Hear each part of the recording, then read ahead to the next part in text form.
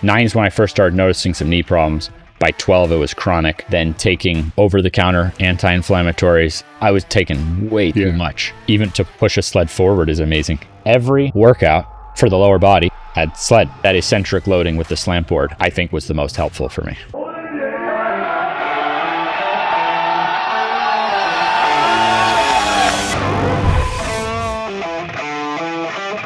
It's time to sit down, keep it real, and cut the bullshit. Welcome to Table Talk.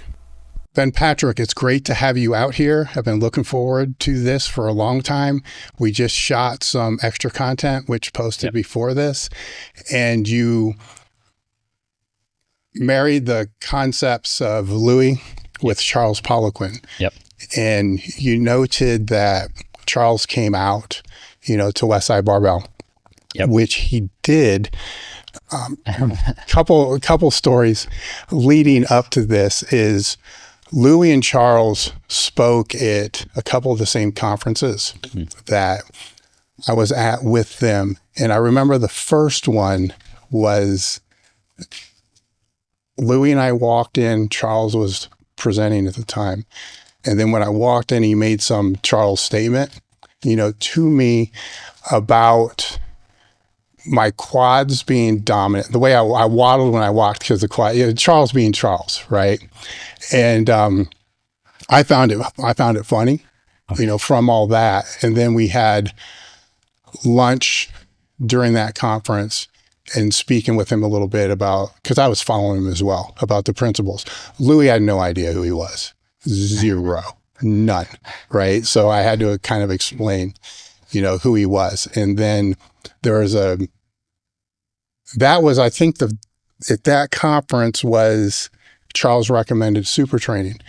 And at the time, super training was I call it a Kinko's bound book. People won't know what Kinko's is, but the black binding, it wasn't an official book. It was just this Kinko's bound. Yep. And I picked it up there. So I was grateful for that because that was starting to tie together a lot of the manuals that the Russian manuals that Louis was reading at the time. It's like, those were a nightmare to kind of get through. This made it a little bit easier. And then a couple years go by and Louis comes in and tells us, it was a max effort bench day, that a writer is coming in, for our session. And he had no idea who the writer was and all this other kind of stuff. And nobody in there had any idea who Charles was either. Nobody. Wow. I did, because of what he was writing on T Nation at the time and some of the other things. And he comes in and anybody that came in was treated just like any other lifter that's going to come in. So we're doing max effort board presses and might have been 8 of us and we all did the same movements, so it's one set, cycling through. So when we have the bar, one of the lifters that was there, I'll say it was Kenny Patterson.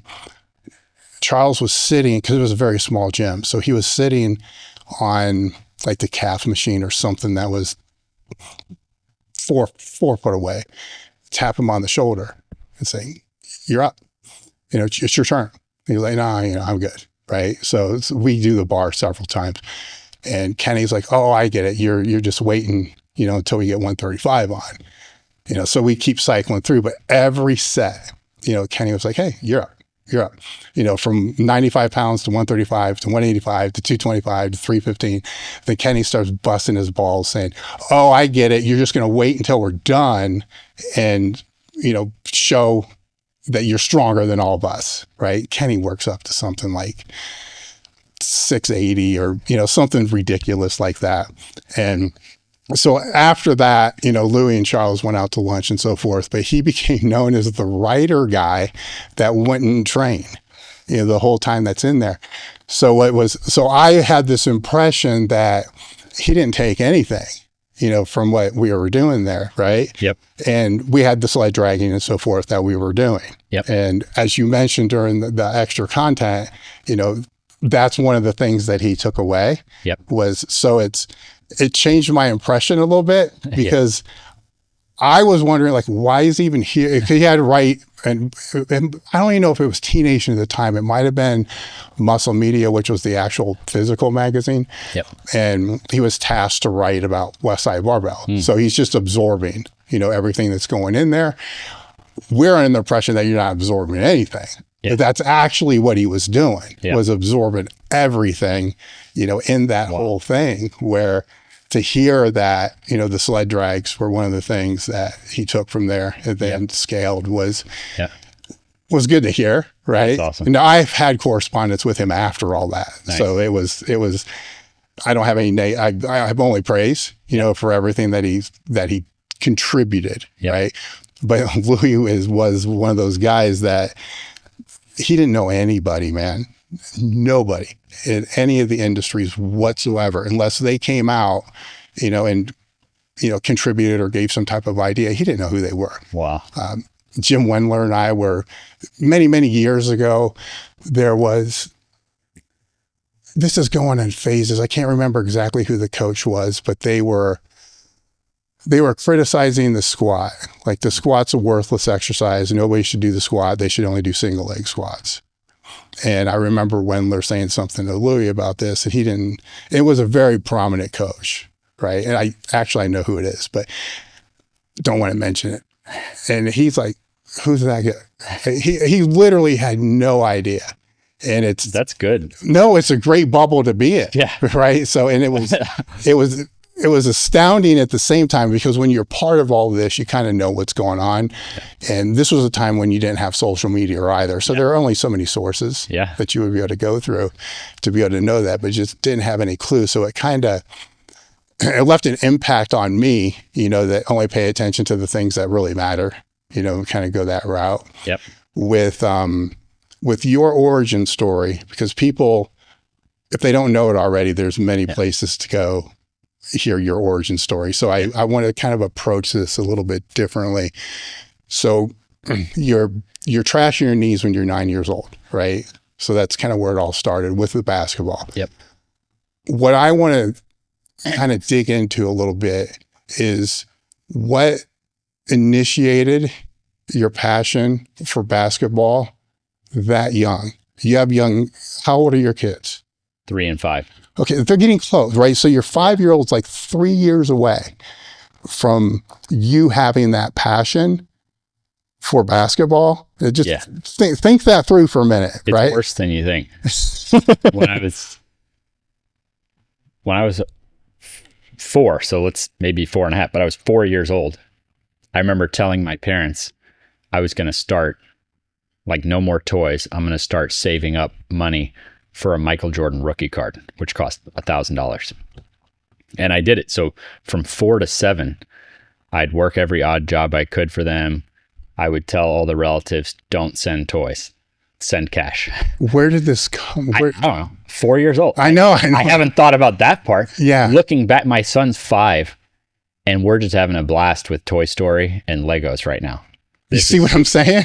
I don't know what I was thinking. Mm-hmm. I don't know. My dad had a little Tate hoop in the garage, got me the Superstars. What do you call it? A VCR? I don't remember. He put it in and it had all these highlights of Bird and Magic and Jordan. I would watch the video, go out to the garage on my little Tate hoop. So I don't know what made me. Did your dad watch basketball?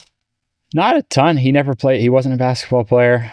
I think I had one of those odd personalities, just like maybe a kid could get into rockets or something. Well, I got into basketball and was just obsessive on that. So yeah, 4 to 7, didn't spend a penny, saved up, bought a Michael Jordan rookie card for $1,000. Do you still have it? Had a sleepover when I was like 12 or It's gone. It's gone. So and somewhere in that range, I bought into this idea of, like, if I outwork, I knew I didn't have a good shot at basketball. I thought if I just outworked everybody. You're 9. I mean, how do you know that? That's when I started noticing some knee stuff. And by 12, it was chronic. Yeah. 9 is when I first started noticing some knee problems. By 12, it was chronic. Well, how did you know at that young age that you didn't have top end potential for that? Not tall. Dad could never. 4. Well, heading toward in that 7, 8, 9. Yeah. And you kind of know, compared to other kids, I was more of a late bloomer. When I was 14, I was 92 pounds. So I was a late bloomer compared to other kids. My dad could never grab rim. So even seeing my dad, it's like, there was nothing I could tell. And I was just that obsessive personality. The same type of kid that's going to start saving at 4 years old for a Michael Jordan rookie card is probably going to overtrain at basketball. Yeah. It didn't matter what I picked. If I had gotten into baseball, right? It could have been as simple as, at age 3 or 4, had I seen Barry Bonds hit a home run at the right time, maybe I would have gotten into baseball and been having, a lot of kids are having shoulder surgery by like 13. I would have been one of those kids. I would have destroyed my shoulder and elbow if I played baseball. And I'd probably be doing the same career I am now, helping with elbows and shoulders. Now we're going way back, so memories are going to be harder because it's so long ago. When you say that you were just working harder, doing what? Okay. So I would, had an alarm for like 5 a.m. and I wrote John Stockton on it because apparently he would wake up at 5 a.m. and I didn't want to wake up at 5 a.m. So before I'd hit that snooze, I'd have to look at the fact that John Stockton was waking up. I read it in a kid's book. I was really a good reader. I would read books of athletes, any basketball players read books. So I'd wake up at 5, strap on ankle weights. I don't know where I got that idea.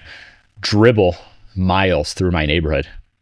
So I know for a fact that every morning I was strapping on ankle weights and jogging miles, dribbling a basketball.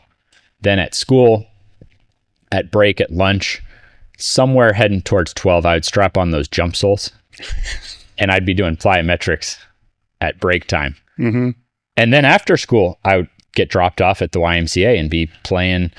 The one thing that actually worked really well for me was playing against older people, playing against men. The whole thing would have been better if I just did that a few times a week and wasn't training 3 times a day. It was insane looking back. So at 9, you start to have the issues with your knees. That was the first time I had. The first time. Yeah. And I've heard you say that it's growing pains and they were telling you all these other different things. Yep. So how did you train through it? Well, your body can recover from a lot at that age. So it's almost like it hurts. You go to sleep, you wake up, you're stiff and it hurts. You warm up and it goes away. Then by 14, freshman in high school, that's when I got the nickname the head coach of the high school team called me Old Man. That was my nickname because it would take me so much longer to warm up. And then I was using the patellar straps on the knees. So yeah, it would take me a really long time. I'd have to get to the court before everyone else to start warming up to get circulation, to not be in so much pain. Strap on the patellar things to also reduce pain. And then by the time later on, when a doctor looked at MRI, they thought around 14 is when I had the first like actual surgery requiring injuries going on. So they think around 14 something happened. So 14 to 18 was just a rough. It got to the point where it was like play a game and then I couldn't practice after. Like it was okay, now weekend, just rest. Okay, there's a break, Christmas break, just rest my knees, So it then shifted into icing the knees, then taking over-the-counter anti-inflammatories. I think I was taking a leave, but I was taking like 8 of. I was taking way too much. And that also, you take enough of those, you can get a little high going that you think, oh, my knees are feeling better. Yeah. And then I heard something pop. But I was so jazzed up, and then the next morning my knee couldn't even bend, and then that was the end. When then I just physically couldn't play. Finally turned myself in, got an MRI, whatever. They went in. They thought since 14 I'd been playing on like a fractured kneecap. I don't know how that happened. They repaired my quad tendon, and I got a meniscus transplant. And then that was so much in one surgery that then it was a couple of years before I could even jog right and stuff. So in the junior high before that surgery, as a player, were your skills way higher than everybody else? Because I would assume with all the practice that you were doing, that a lot of that practice was skill development. Right. So you can basically run around everybody if your skills are better. Because one interesting thing about the late bloomer thing, and this is pretty true with all sports, is the kids that are sitting on the bench that the coach just kind of dismisses and says, just go work your skills. Just go work your skills. You know, spend all practice working the basic skills.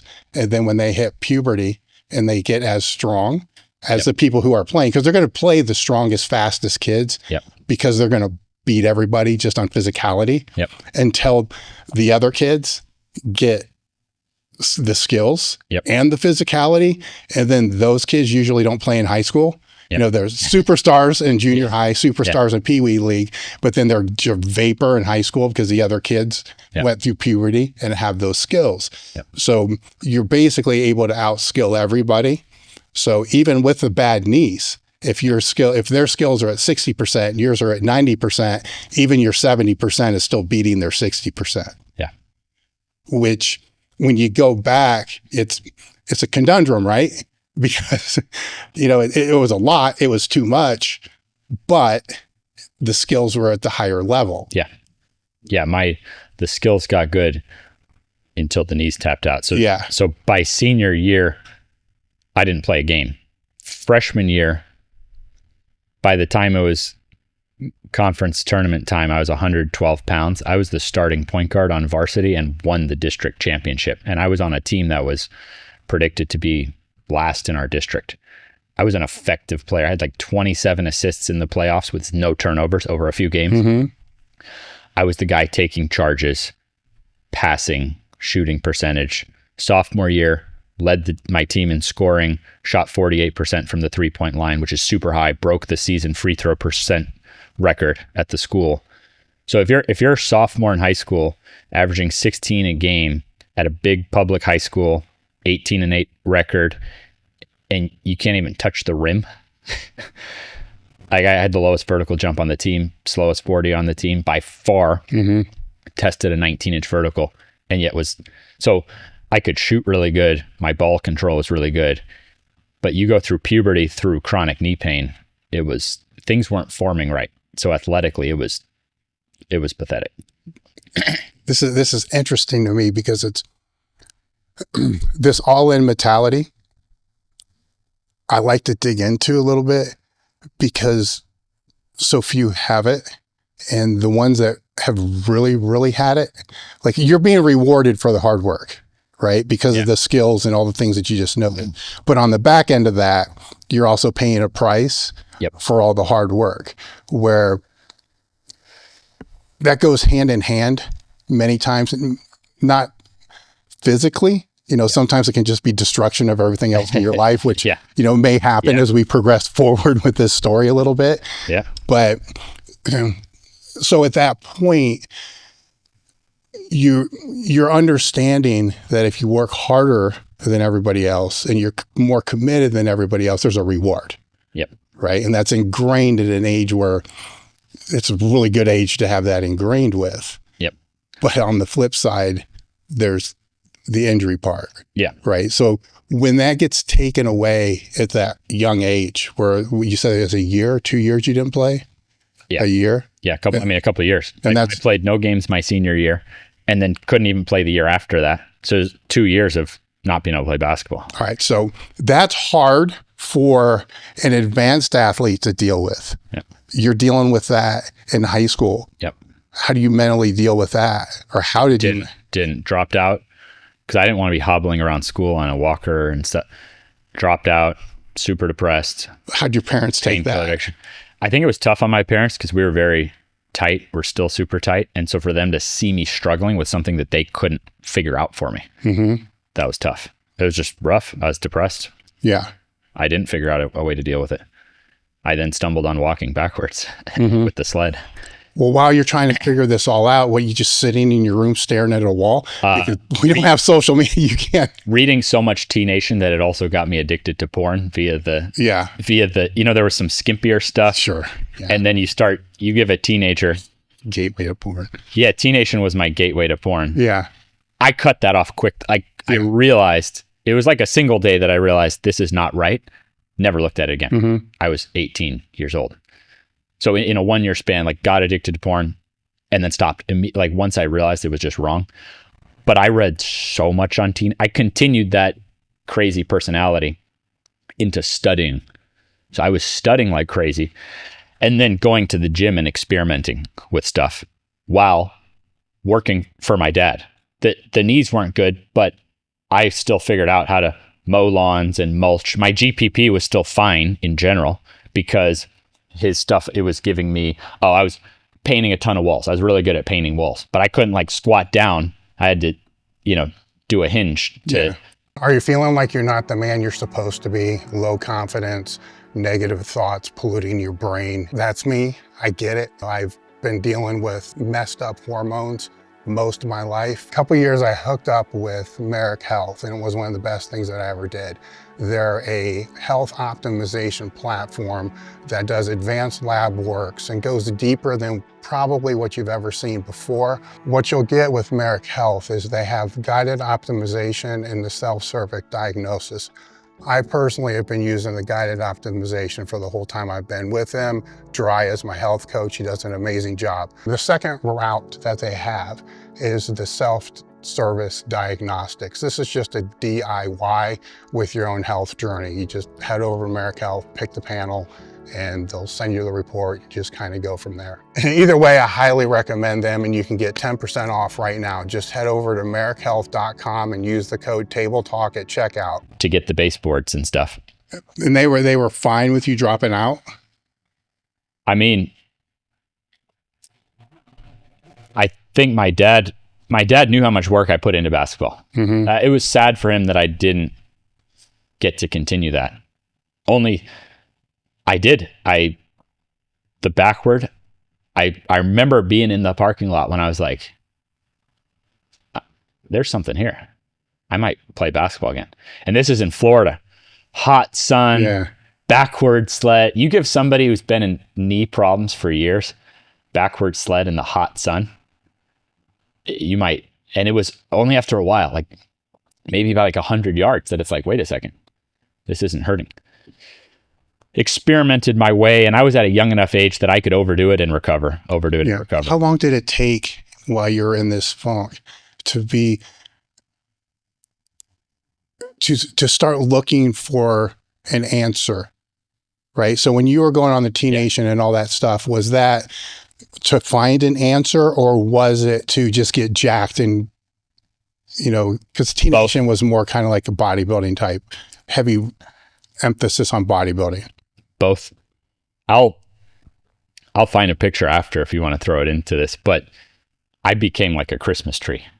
I was 200 with the skinniest legs you've ever seen. I might have the worst upper to lower body picture you've seen in your life.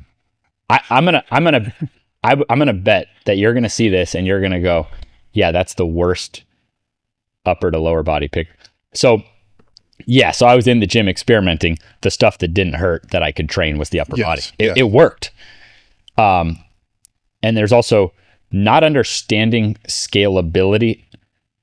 Even things that might have worked, I didn't give a full try because it hurt. Mm-hmm. So I thought, I can't do that. So it was the backwards. That was the first thing that didn't hurt, that I could work hard. Yeah. Right. Because I worked too hard. That was the first thing I could work hard, that the pain went less rather than more. And within a week or two, not even in good shape yet, but I knew like I was going to try play basketball again. And in Florida, there's a lot of these prep schools where you can go play a year post-grad. Did you have to get your GED? I got my GED, and I graduated from some online school. I don't know, because I dropped out of physical school, graduated from some online school, went to one of these post-grad things, and I told him I had a trainer at home. It was just me. I didn't want to do the team workouts because I was finding stuff that worked for me. So this is the JUCO thing? This is before JUCO. Okay. So this is a year of post-grad. So it's between high school and college. And then one JUCO coach saw me, gave me a scholarship. he saw some potential with the skill. I ended up being 2-year starting point guard at the JUCO, never missed a game because of my knees, led the team in minutes my second year. The first year was tough because I stopped doing my regimen. I thought, okay, I'm rehabbed now. So my knees started getting worse again. Second year, I would go to LA Fitness at night because this is a JUCO. We didn't have a lot of facilities. I'd go to LA Fitness at night. I would take the Spud Magic Carpet Sled, load it up with weights, go through my regimen. I was getting more athletic, knees feeling better in season, even got a Division I full ride offer. At the Division I level, NCAA denied my eligibility because I had however many years I'd been out of high school and stuff. At the Division II level, had a bunch of full rides. The D2s will clean up on these D1 guys who don't qualify. So I had really nice full ride D2 offers. But everywhere I visited, the strength coaches said I wasn't going to be able to do my knee over toes regimen. So how does that, a couple things here is, now you're back into that all-in mentality, right? Where it was kind of removed, right? So you're dealing with all the issues that kind of go with the identity crisis that goes with that. And all of a sudden it's like, oh, bam, I got my identity back. So there's that. So you have that going in. So when you're visiting these schools, how do you know that they're not going to want you to do that? They take you to the weight room. Yeah. You meet the strength coach, talk to him. I talk to him about Charles Poliquin stuff that I'm doing. They say, you won't be able to do that in my weight room. So you initiated that conversation right from the initial visit? Yeah, because I knew from past experiences, because even at the JUCO level, there wasn't a strength coach, but I opted out of the team lifting to do my own lifting. And it was a big problem at the time, but I pleaded with the coach that it's like, I'm not working less hard. I want to have my knees healthy for the team. And it was a big deal. And there was a lot of the team looking down on me being the guy opting out of the team lifting. Well, I still became team captain. I worked so hard on the court for that team. I was the team guy supporting everyone on the team. I earned my way to being the team captain, led the team in minutes my second year, to the point that the coach then brought me back to do the strength coaching for the team. They went on a historic junior college conference championship run.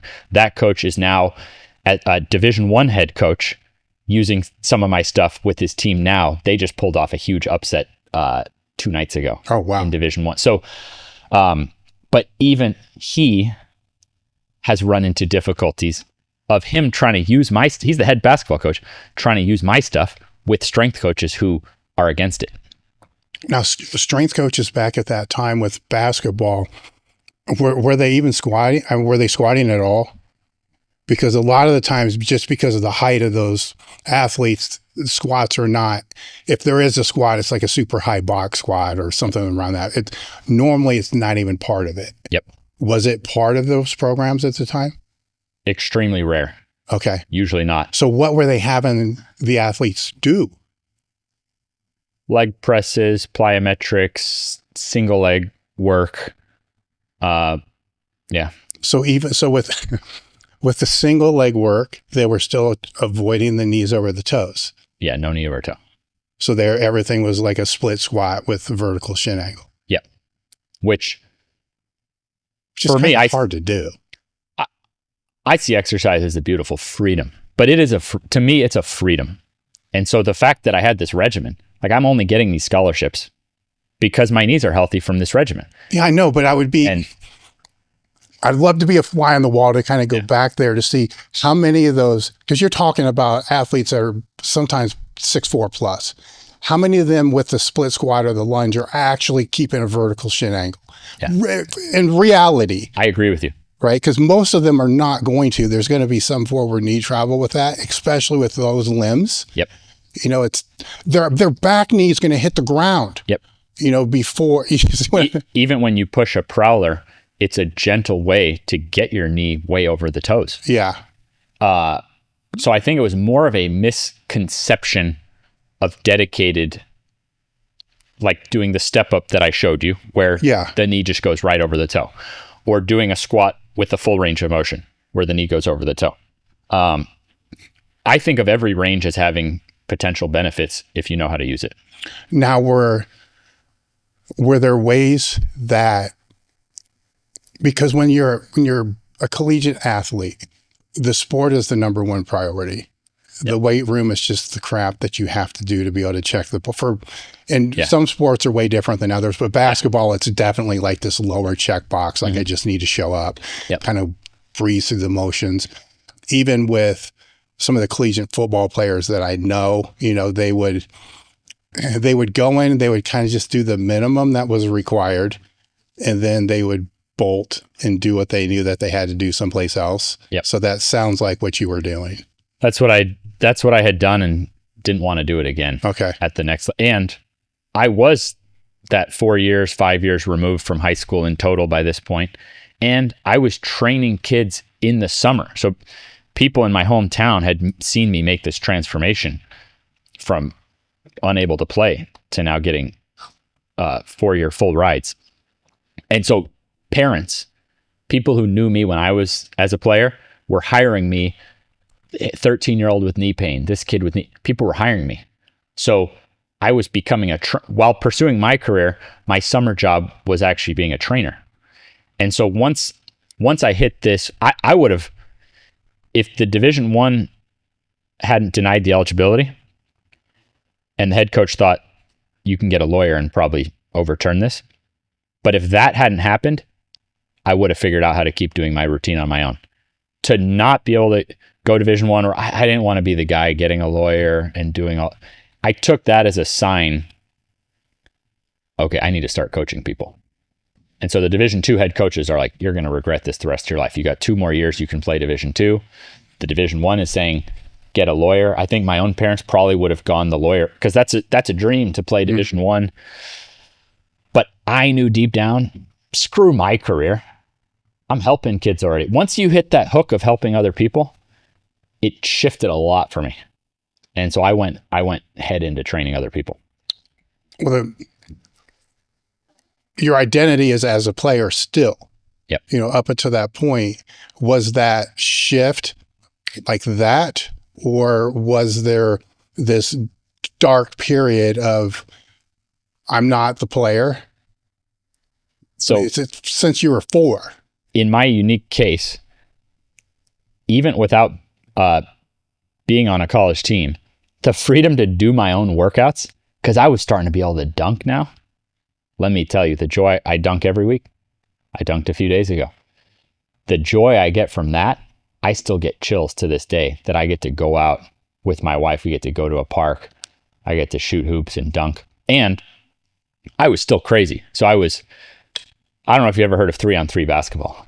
I didn't like it, but it gave me an outlet. I played 3-on-3 at the U.S. Olympic Training Facility in Colorado Springs. So I was one of the top 3-on-3 players in America.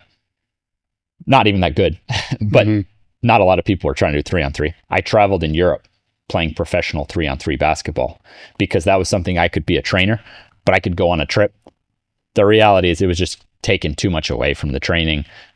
I didn't like 3-on-3 basketball. I liked 5-on-5. But even locally, I think probably the most fun I ever had in a basketball game was just winning a local men's league championship with my buddies with healthy knees, able to dunk a basketball and stuff. So it was less about the attention. I got maybe 5 fans in the stand. Yeah. The fact that I could play without pain, that became incredibly fun for me.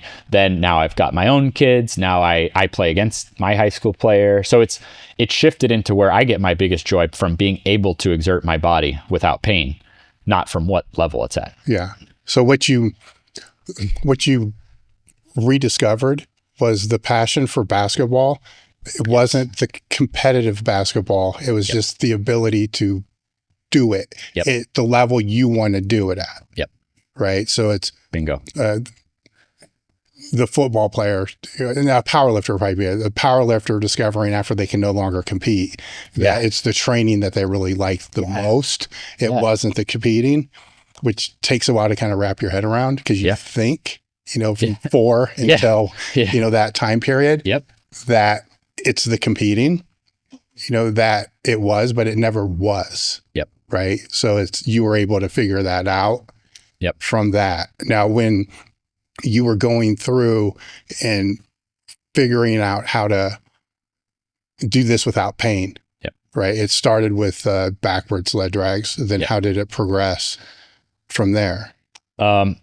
Here's why I'm asking, because if I'm coming back from an injury and I find something that's helping that injury and then it gets better, then I'm probably just going to keep a little bit of that in, but I'm not going to keep looking for other things. Yeah. Because now I'm back to doing what I want to be able to do. Yep. Until something else breaks. Yep. Where this just kept scaling. Yep. Right. So when did that happen? I knew that's rare, by the way. I knew I wanted to be able to squat without pain. Yeah. That was a big deal to me. I wanted to be able to squat without pain.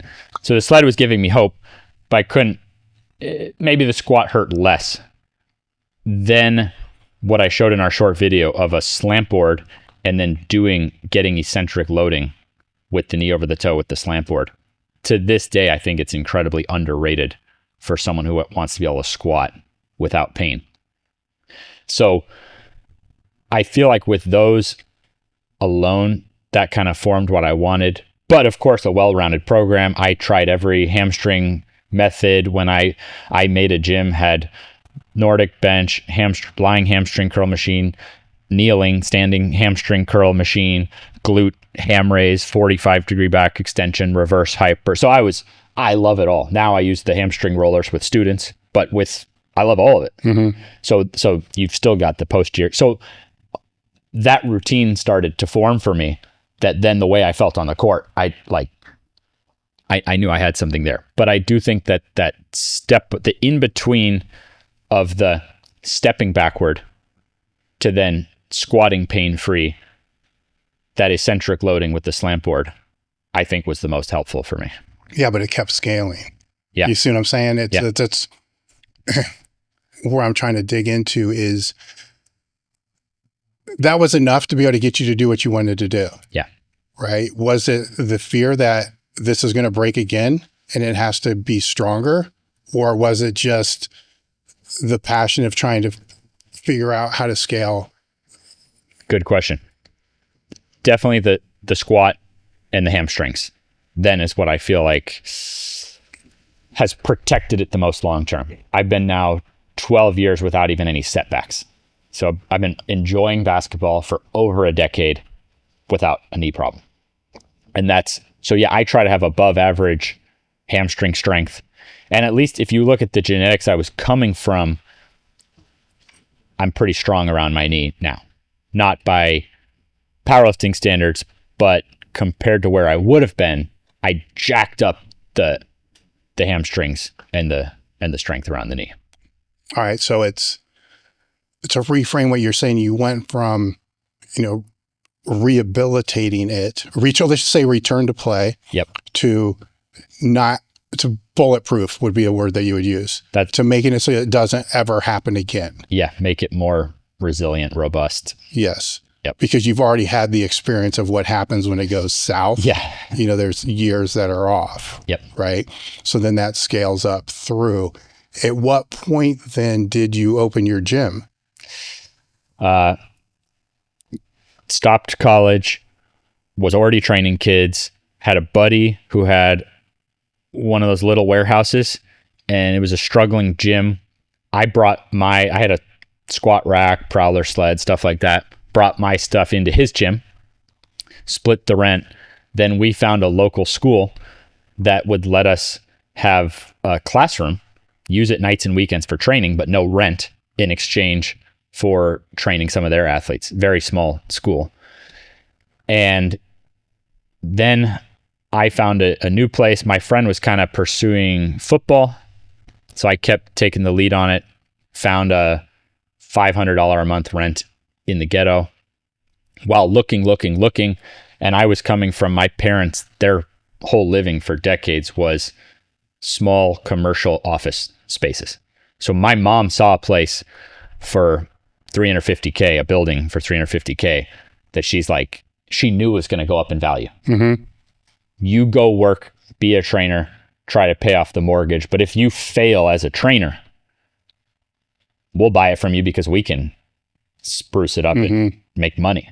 This is what they already did. So this was, they had larger offices by this point. So this was a small one that they wouldn't normally do, but she knew this was going to go up in value. So I got in there and then just grinded. I was the 7 days a week, early in the morning till late at night, super overly obsessive on it, but at least now helping other people. And stumbling my way through thinking I would only train athletes to then by the time COVID hit, I had NBA, NFL in the gym. But my favorite class actually was running. I ran a class for moms after they dropped the kids off at school. How much renovation work did you have to do before you moved anything in? Nothing, because you'd put in a strip of turf and a sled and throw up some squat racks. So we gradually spruced the place up. But the cool thing about gyms is you can work with any vibe. It's really fortunate with gyms. Yeah. You could, if you opened, you could go get any garage and you could be making top dollar personal training based on your skills. So you had enough clients at the time to be able to cover the expenses. Oh, yeah, I built up to a booming gym, and so many people wanted the training that a friend showed me how to put it online. So then I had the gym and the online, and that was actually the sweet spot for me. COVID hitting, my wife is pregnant. I panicked, focused online, sold the gym. If I could go back, wouldn't have sold the gym. I didn't realize that I actually had the sweet spot by having the gym, the real world, the friendships, and then a modest online business. So at that moment, I didn't have to worry about expenses anymore because nothing had to be too crazy. I didn't have to gouge my clients on prices online or in the gym because I had this beautiful, that was the sweet spot. It's never been, I don't think lifestyle wise, it's ever been as good for me as that. But as you know, once you have kids, that trumps everything. So I don't sit around regretting it. Well, it's interesting because the gym owners will look at the online, right, and think, oh, this is the greatest thing in the way. The grass is always greener type of thing. Yeah. And then when you speak to the online people, you know, they're in their house, you know, in their room, you know, dealing with client text messages, whatever, all day. So it's actually more hours than what they were doing in the gym. They want to be in the gym, you know, training people in person. And the question that always gets put out there, and you've done both, is a lot of the people that have come up training people in person in the gym will say that to train them online, you can't train somebody online if you haven't trained somebody in person. Where I can kind of flip that around too and say that if you don't have experience training people online, everything that you do in person isn't going to work online. Yeah. You can't verbally cue somebody through a phone. Yep. You know, unless you're on a Skype thing for their whole entire training session, which isn't practical either. Yep. You know, so my bias is you need to have experience training people online or in person. Yep. First. Me too. Okay. What would be your reasons for? Training people in person gives you the confidence. Once you've trained, let's say you've trained X amount of people to increase their numbers in these lifts. Then when you train someone online, you know how it's going to work. So there's a difference between thinking something might work and knowing how it could work. It doesn't mean that you or I have guarantees. We don't, you don't sell guaranteed increase your bench 100 pounds. No, but you are confident that even if someone trains with you online, that they can make progress. You know how it works. So yeah, I would bias toward in-person. And if someone wanted to go online, I think it's a beautiful age for that. The guys I see only online have more mental problems. Great, like it doesn't, great guys too. I've been only gym. I've been only online. I've been both. Now I have a balance from my kids and also volunteering at high school, working with real people. And I'm building a gym again because it just rocks. And I think that's the sweet spot. Yeah. It's the balance. Were you online before the shutdowns? I was already online. Okay. So you already had an infrastructure. Yep. And I was actually already really at a sweet spot where neither business was crazy successful, but also my prices were low online. My prices were low in the gym, but having both of them, then the finances were good. So I hit the sweet spot, not knowing I'd hit the sweet spot in terms of overall life quality. What was the catalyst to go online? Because you really didn't have to, Like a lot of gyms don't, outside of maybe Facebook ads to be able to, or Google ads to be able to pull members in. There's really no benefit for a gym owner to be online because most of the people are outside of the demographic that could pay to come in. Yep. A specific friend who insisted he was moving away, wanted me to write him programs. But since we were doing unusual stuff, I said, I'm not just going to write you a program. You got to send me video of your top set on each exercise. And so then I would go unlisted YouTube video, embed that into a Google Doc so that each exercise people could click on it. Then I would give my WhatsApp number. He showed me how to set up, I forget, a website or something, but he got me started. So it was one specific friend who really insisted on it, that he's like, hey, I'm out in the world. People want this. And I've never changed that system since. I've kept the same price, and you have a program, you can see how to do it, and you can send in video of yourself doing it. I haven't had a need to change that since. Well, it's interesting because with YouTube, it looks like you saw it the same way that I saw it for so many years, is it was a very inexpensive way to be able to embed the videos into documents or articles because you didn't have to pay for the hosting of the video on your own site. So it would just go out there. And it was just a staging platform. Not a platform to be able to grow or any of this other kind of, it's just an easy way, to be able to embed things without realizing that, there were other people that were trying to actively grow.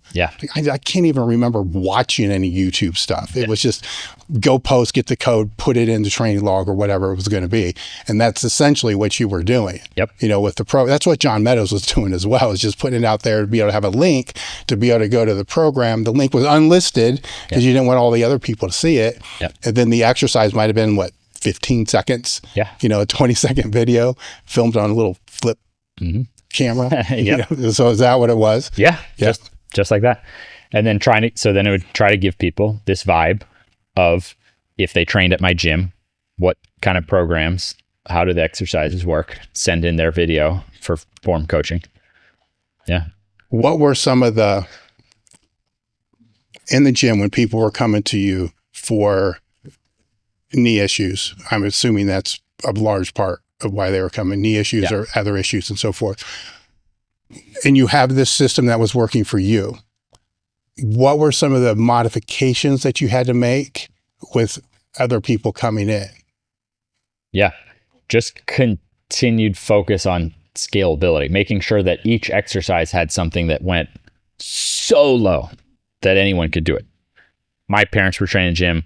My wife's mom was training in the gym. So really I had to regress a lot for myself, but then from having older clients, that really sharpened it up. And where did you dig into to find those regressions? Because sometimes the regressions are harder than the progressions of movements. Being in the gym all day, obsessing on it, looking at things, realizing part of it is a mental thing of realizing a body weight squat. If someone can't do a body weight squat, well, you could put your hands on the power rack. So I think a lot of it was the confidence to give people, hey, that's okay, let's do 10 reps of that, versus this all or nothing approach of, I can't do that exercise. So nothing I came up with was impressive. It was more, I think, about saying, it's okay to do it at that level. At that point, were you looking at the movement to be able to regress it? Or I guess where I'm going is, at what point did you start looking at the specific joints and what was going on there? Because you can look at a squat, like how do you regress a squat? You can use a power rack. You can put a band under your armpits and make yourself lighter. That's a good one. There's a lot of things like that. And that's usually where a lot of trainers will go. A lot won't go to what's actually moving here. Right. And that's where you went. Right, with looking at the knee and how it moves. And the sled was the savior for me on that. Because even to push a sled forward is amazing. And you can just lean on it a little bit. So the sled, the whole gym built around the sled. Every workout for the lower body had sled. Staying hydrated is huge for training and performance. And this is why today's episode is brought to you by Element. Element gives you exactly what your body needs: 1,000 milligrams of sodium, 200 milligrams of potassium, 60 milligrams of magnesium, 0 sugar, and no junk. Personally, I like to mix half a pack with my morning oatmeal. I'll use any of the chocolate flavors. I drink it with all my training sessions, watermelon being my favorite. Some other reasons why I use it is stable energy with no crash. It fights off fatigue and cramps, improves mental focus and clarity, helps regulate stress, and supports deeper sleep. And there's no sugar and garbage. Here's the best part. You can try it totally risk-free. Right now, Element is offering a free 8-count sample pack of its most popular flavors with each purchase. You get 2 of each of these 4 fan favorites, perfect for finding your own favorite or sharing with a friend. Don't like it? Give it to a salty friend, and Element will give you your money back. Head over to www.drinklmnt.com/table talk. And started with Sled. So you come into the gym and you start sledding. So I don't know what the whole system would have looked like in the gym without sleds, because I relied on that to a big extent. Most people don't even need as much regressions as they realize if they get into a sled regimen of getting circulation and general strength going. So that's what I found, is the sled just shortcut everything. Mm-hmm. Then with COVID and stuff, got a little bit trickier. I started using a wall for people to lean on it, work the calves, work the tibialis, then get into regressed step ups and then squats. So using a wall or railing, that kind of stuff, actually helped me mimic, and I would use higher reps. Like, all right, we're going to pump up the calf, we're going to pump up the tibialis, then we'll start to get into an isometric knee position, then we'll start to move the knee. So that became my body weight system, but still trying to figure out sled solutions. And my most successful product now is just a home designed treadmill for walking backwards with resistance. So it's dead treadmill. Like, you ever see a dead treadmill that doesn't work, but it has a little resistance inside. Yeah. So it was always trying to figure out, how do I get people that sled effect that we had in the gym without a sled? I still say, use a sled, go find a sled. Yeah. That's funny, because it's, I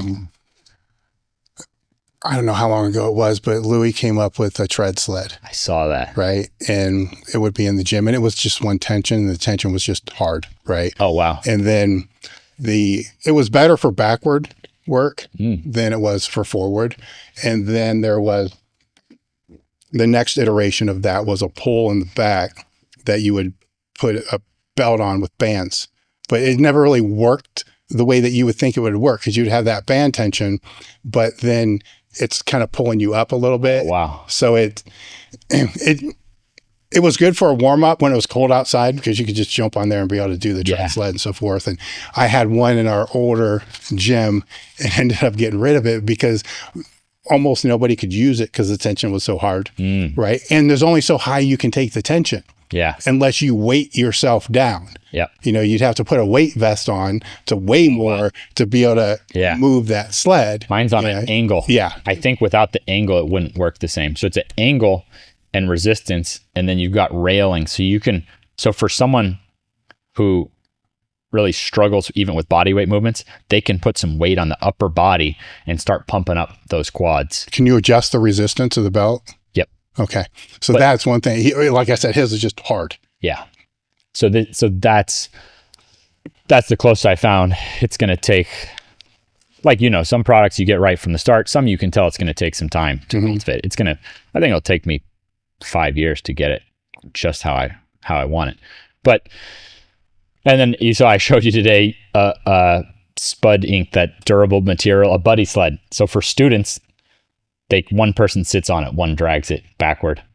So that's where my mind is at, is fielding all these questions. What do I do without a sled? What do I do without a sled? Then me being now most recently coaching students and realizing I don't have a space where I can set up a bunch of sleds other than a field outside, which then will require us carrying so many 45-pound plate. But with the buddy sled, we don't need weights. And this is in Oregon where it's raining all the time. And that thing, the spudding thing, works right on the basketball court.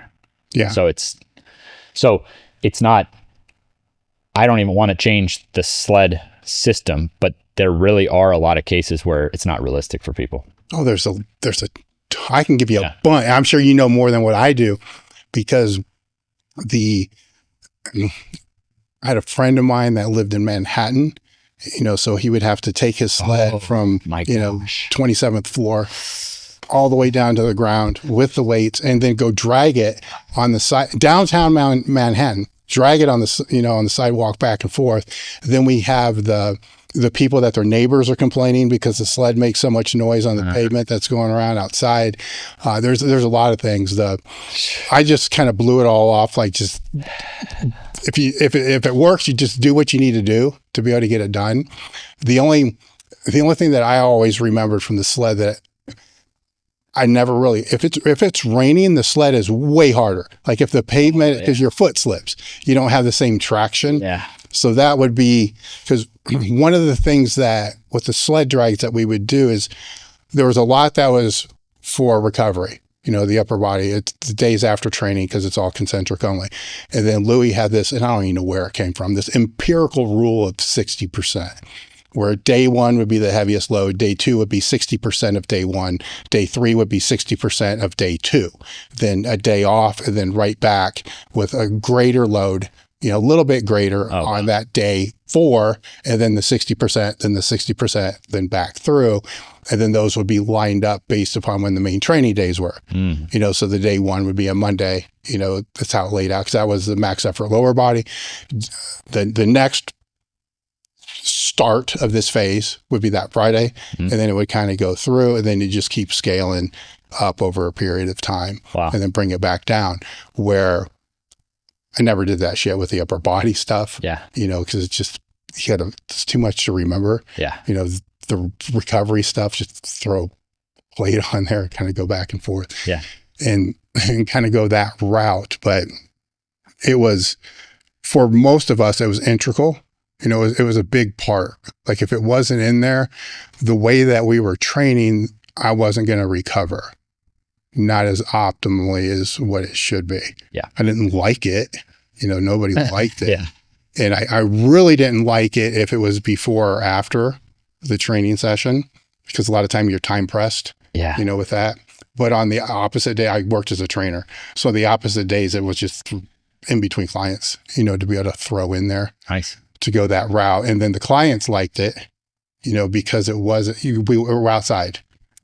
Right. You're not in fluorescent lighting, it's out doing that kind of stuff. So I never really understood why more people, didn't do it, because it seemed like the only people that I was seeing that were doing it were powerlifters for the reason that we were doing. And the pushback with a lot of it, especially with the coaches, is what you just mentioned, is we got 50 people, and there's plates. The plates are the big thing. Like the plates are kind of an issue here, because you got to take them all out, so even sandbags or whatever you're going to throw on, it's still weight that you had to go through, where your buddy thing is great. Appreciate that. And that is only going to be good for schools. But resisted treadmills, if you look at how rowers, air bikes, this sort of not too high of a price, not too bulky, not cheap, but in that middle zone that you can set up quite a few of them.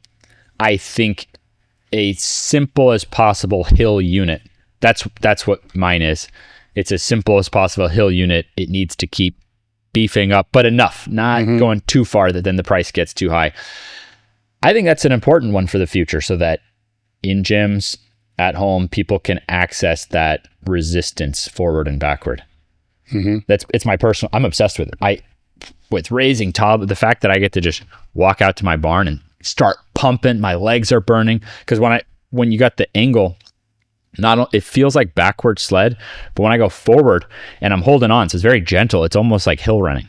And you combine some hill running Or like, think about the prowler. I was telling you my all-time favorite sled workout is you push the prowler and you're belted up and you got to drag it backward to the start. I'm trying to get that sort of a feeling. The fact that I can get that sort of a feeling in a few minutes with no setup, no putting on plates, no worrying about the weather, I'm obsessed. I've been using it. It's been my main cardio for the last few years. I want to go back to the online thing. So when you went online, what was the strategy? I mean, let me back up, because the first time you went online was just embedding things in for a program to be able to do that. When you decided to go online with not liking social media at all and not really consuming it that much, what was the strategy when you went in? Because from what I see, that all-in mentality flipped right into that as well. It seems like anything that you do, if you're either not going to do it, or if you're going to do it, you're going to go with this all-in basketball mentality to be able to do that, which becomes, hold on, because this becomes dicey, right? Because you understand what that all-in mentality is, and you understand the sacrifices everybody around you has to make for you. When I say sacrifice, you don't sacrifice. It's the people around you that have to sacrifice. So you become, the people that I know that have been super all in on things become very reserved and conservative on what they're going to go into, because they know that may happen. Yeah. Right. And once it's happened and you've seen the price that can occur because of that, you're like, no. Or you go all in. You see what I'm saying? So there's a thought process that goes through there. Yep. Especially with that mentality, because you're not going to half-ass it. I think there's a bit of a cycle to it. And I'm lucky that I was, lucky might not be the right word, destroyed myself so early with the work hard. Then you get into working smarter.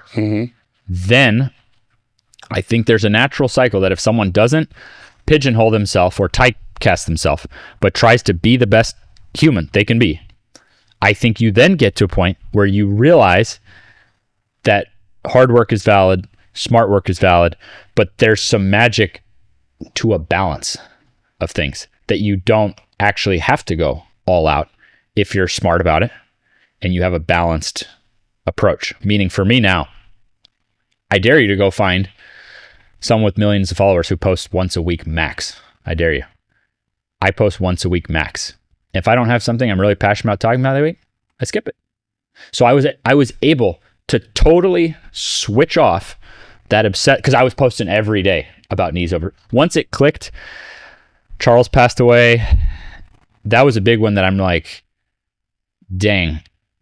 I kind of always relied on he would shoulder the load, educational. He would teach the world, whatever. I think that was a turning point for me that I realized, okay, I got to make sure this is common knowledge, that people know about this.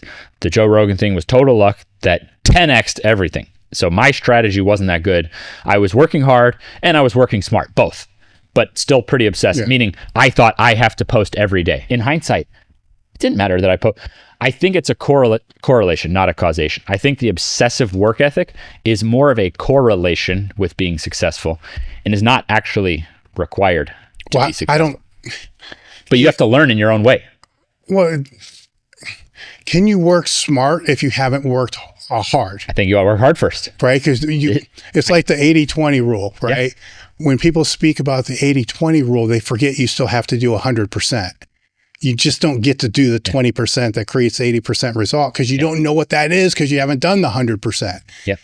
Right? And you got to figure out what doesn't work, and you can be smart and just think that you're doing that 20%, but if you're not doing it all to be able to know what it is, then you're spinning your wheels. Yeah. For me, it was simple. Having kids saved me from the obsessive thing, because once I realized, wait a second, I actually want to be a good dad. So now I have two conflicting things. Obsessing on social media 7 days a week conflicts with being a good dad. So I do think it's a cycle that if someone doesn't give up, I think it's natural to work hard.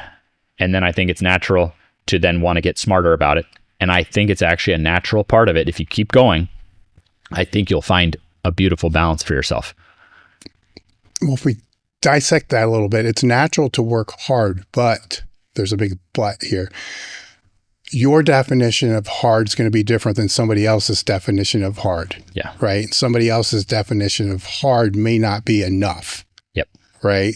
And your definition of hard may be too much. Right. So when people will throw out, people don't work hard enough. There's a lot of context and nuance that's being left out there because their definition of that, won't be the same. Yeah. And it should change. Like now, if somebody's been all in on something to where everything else around them is kind of like been destroyed, because of that, they have a pretty good indication of what too much can cost. Yeah. I think I have an example that might make some sense. Because even for me, the lift I cared about the most once I really got into lifting was bench press. I think we could agree the most commonly, if you take the average teenager who gets into lifting, I see a pattern. I was talking to a kid the other day. He's benching 5 days a week. Then benching 5 days a week, shoulder starts hurting, pecs. He's got to get a little more strategic. He's got to get smarter about it. But at a certain point, you come to the realization that benching 5 days a week, that's the part that I think I've been able to get to in life, where I've realized I can be good on social media 1 day a week, and that still moves the needle. And I can be, so I have 2 workouts a week and I love them and I enjoy it and I work hard, but I work out twice a week. And then I once a week try to make a great piece of educational content, but just once a week. And then I am able to be with my kids a bunch and carve out time to have a date with my wife. So if I was maybe a little bit more obsessive on how many workouts I get, maybe that weekly date with my wife would go away. So I do think that if you take the bench press example, then you start to realize maybe I need some upper back work. Maybe I need to balance out my regimen a bit to actually support the bench. Am I crazy on this? I think there's... No, that makes sense. Because that's something we almost all go too hard at. Yeah. And we come to this concept that a balance concept enters in, that the best solution is there's a hard work component, but not benching 5 days a week. There's a smart component, but not only benching. Then the balance comes around to keep things healthy to bench. Yeah. So I look at all pretty much life in general. It's physical, mental, and technical. Everything can be broken down into that. So with the bench press, there's, the physical aspect, then there's the technique. Yeah. The physical aspect, getting stronger, periodization, how you're going to train the bench press. The technical aspect is what's your technique look like? And then the mental aspect. If somebody tells me, I'm having a problem with my bench press, I always fail about midway. So my first reply back is always? Like, yeah, always. I'm like, so with the bar? No. 95 pounds? No. Yeah. Just with maximum weights. So it doesn't fail on all those other weights. Yeah. Right? But if they tell themselves, that's where they always fail. When it starts to get heavy, where are they going to fail? It's like, let's change this narrative because you're wrong first off, because it's not always. Yep. It's always, there. So there's always this mental piece. Oh yeah. And it plays into all the everything. Yep. Plays into everything where a lot of, in training, people always want to default to the physical. What exercise do I need to do to make my bench press stronger? Like, what do you think it's that, right? It's probably your technique sucks. It's probably one of those other things, but what exercise do I need to do to fix my knees? It's like, okay, there's context. Yeah. Like there's a lot of stuff going on here. And so with that in mind, because we've kind of gone over the knees, but there's some misconceptions I think people have about you is they think that's all you do is just sled dragging and, split squats and all this other stuff where you have a full, well-rounded routine. I mean, you're working with athletes, right? There's other modalities that have to be, or attributes that have to be strengthened to be a better athlete. Yep. So when you look at that total program, how do you go about that? Yeah. To put it super quickly, The calf, yes. The tib, yes. The quads, yes. The hamstrings, yes. The glutes, yes. The lower back, yes. So I believe in a balanced regimen for that. Then it's really taking what someone running up against, what are their goals, so how strong we want to get in these things. All the work I've put in, I train my posterior chain really hard. I train my legs really hard. I don't have an impressive powerlifting total. So, but that doesn't mean the work I put in didn't matter. It's then just channeling it for the person's goal. So, but it's not, if someone spent a lot of time studying my stuff, my hope is at the end that they would go, oh, this is actually dirt simple. I go, yes, okay. This is Charles Poliquin for dummies. Yes, yeah. You're getting it. I like that's what I'm passionate about. It's just really actually a simple approach. Do I like a deep squat? Yes. Do I like partial range of motion? Yes. I see all of it as benefits. It's hopefully that. So if we move up into, so we have, the knee extension, and if we look into a hip hinge, so if we go up, then what are the regressions for your hip hinge, right? Because, I like this because because we have the actually, let's go with the ankle first and just move up, right? So that the regressions for the ankle. Yep. Because we're getting into the tib and so forth. Calf raises, simple, so many options. Tibialis, I think, doesn't matter for the average person. For someone who's been immobilized from surgeries, you often lose a lot of strength in areas that you didn't even realize.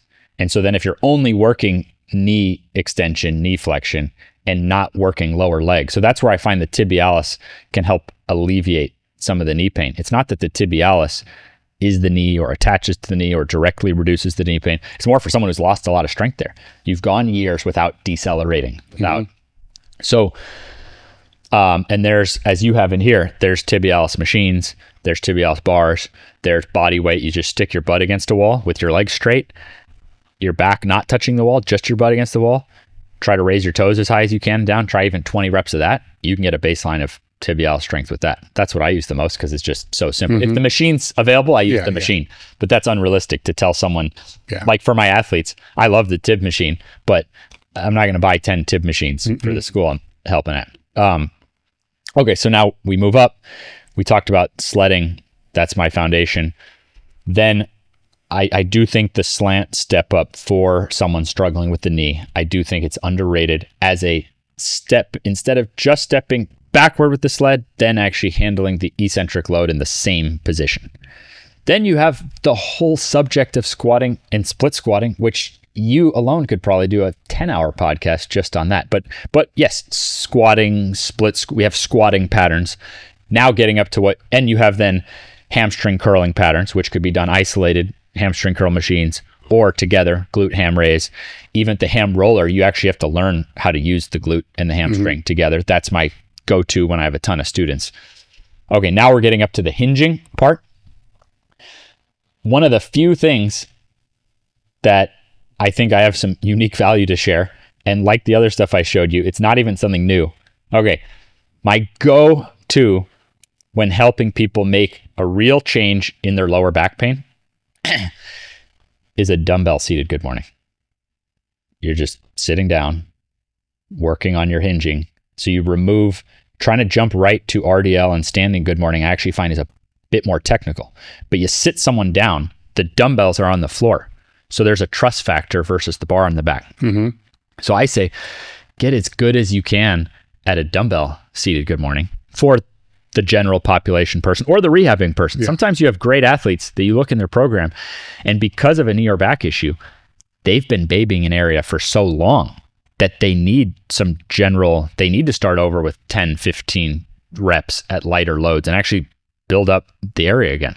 So now with those people, the far regressed people, are you working with their breathing, their bracing on that, or are you just letting that become a natural thing with the movement that they're doing? At that level, natural thing. Yeah. If someone's going to get into heavier barbell loads, then you have breathing and bracing. But I really enjoy focusing on almost what someone would call accessory work for a powerlifter. Yeah.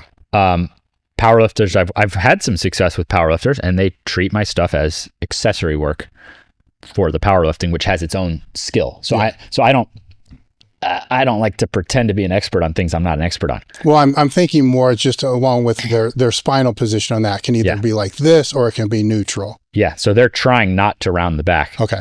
And by doing that, it also stretches out those adductors a bit. So I find that for people with back pain, they've often avoided deep positions so much for the back that the adductors get really stiff. And so by loosening up the adductors with a gentler, but giving the lower back, you have time under tension now. You're not just dropping the weight, you have time. So having some time under tension for the lower back while loosening up the adductors, I just think that's the biggest area that hasn't been done. I mean, lower back pain has been dug into so much, right? That's the only thing from my coaching experience that I think could add some value for people to realize that barbell, you think barbell seated good morning, but then think for general pop and rehab, dumbbell seated good morning, dumbbells off the ground, to me is the most underrated relative to all the information that's been. How do you go about, because when I was a trainer, I would have clients do, it was barbell, right? Or a broomstick. But their mobility would only allow so far, right? So I'd have to put my fist out, my forearm out to be able to stop them, because if they went any further, it just became this clusterfuck, to say the least. So if you're working with somebody, and say it's virtual, how do you control the progression, right? Because they may not be able to get all the way down without destroying what you're trying to do. Yeah. Generally, when you go barbell, the fear and the load make someone not embrace the stretched position. So when I'm coaching someone, I want them to feel a stretch in those inner thighs, be under that tension, and then just gradually progressive overload. So it doesn't really matter how far they go. Mm-hmm. I find that the dumbbell makes it easy enough. It's just a loaded mobility drill so think of it, it's loaded mobility for you're just stretching the adductors with load while your back is under tension. But you can, if you think you're in trouble, you can set the dumbbells down. So it gives people this ultra safe, relatively speaking, way to stretch out those adductors with some time under tension for the lower back. Dave Tate here from Elite FTS to talk to you about bands. We've been a supplier of bands for almost 2 decades now. So I've known my way around the band landscape. When I'm talking about bands, I'm talking about floss bands, long bands, short bands, bands you can use for resistance training, mobility training, body weight training, and flossing. One of our most popular bands, or actually our most popular bands, are the long bands. The long bands are typically used the most with squats, bench presses. Our floss bands are bands that you wrap around the joint to be able to help with mobility, circulation.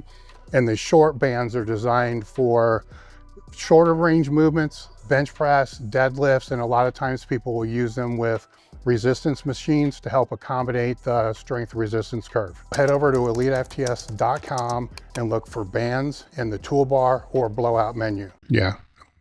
When you look at, just say a seated good morning, we did a lot of those, but it's extreme. It's for different reasons.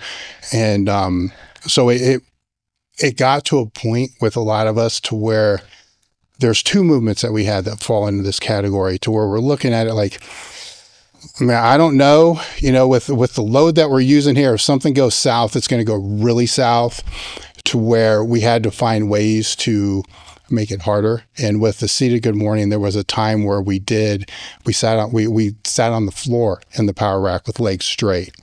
So that limited the range of motion really quick. Yeah. It also reduced the weight really fast, right? Because, that's intense. It was brutal. And it was not a big range of motion, but it was way different than using 365, 405, and this, bent over good morning. It lowered the load, but still kind of accomplished what we wanted to do.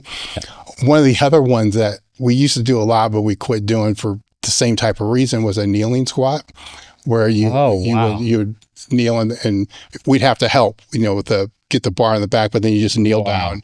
I mean, had we been smarter, we would just done what you do, where you just lean back, And I don't even coach that anymore. And just fall back because on that. It's pretty extreme. Yes. I don't coach a barbell seated good morning. I'd rather have someone use the accessory, and then certain lifts like a squat, I think, are then better for you. Not every category has to go to a maximum. You can fill in these pieces. We're on extreme. You guys are another level. Type of thing. But the issue we ran into with the kneeling squat is we couldn't load any more weight on the bar, right? Because you're extremely strong once you master that movement pattern. And now you got all these plates out here, and it was more a pain in the ass just to get it out than to put it back in. And then it's like, well, what can we do, with a lower load for the same movement, for the same muscle groups that we're trying to build. But it was always interesting to me because you would bring in somebody new, right? And then have them do a seated good morning. And 135 was just, these are power lifters. Was brutally hard. Or they didn't have anywhere near the range of motion that they should have. Right now, their good morning would always be a clusterfuck where it was just a quarter squat, because they didn't know how to hip hinge, right? And the same thing on the kneeling squat, they would start and 2 1/4 would be a bitch. They'd be complaining about their quads and all this other stuff. But then once they hit that baseline conditioning, it just skyrockets up. Where I left all of that thinking, okay, get them to the baseline conditioning where it's find a regress model that isn't so extreme that if it goes south is going to be a big problem. Yeah, I think you're right. The way I did that on seated good morning when using the barbell is a good sturdy incline bench, and I'd lift it up so that you're a bit safer. So you can't go all the way down. So, and that's just an example. No, that's a great idea, because that's the same thing with me putting my forearm out. But they don't need my forearm. Right. You can just start. And it's there. So it's harder to get into trouble using an incline bench. So you can see I'm not trying to pretend to coach the higher levels that you could coach of strength. But you can see I'm passionate as heck about these scaling ways to do it safely, ways to do it for, it's incredible to me. I have an 85-year-old, I did a faculty class. 85-year-old comes in. Guess what? She's sledding. She's doing a body weight seated good morning, touching the floor, getting some load going versus no mobilizing, no loading at all. So then gradually loading that with dumbbells.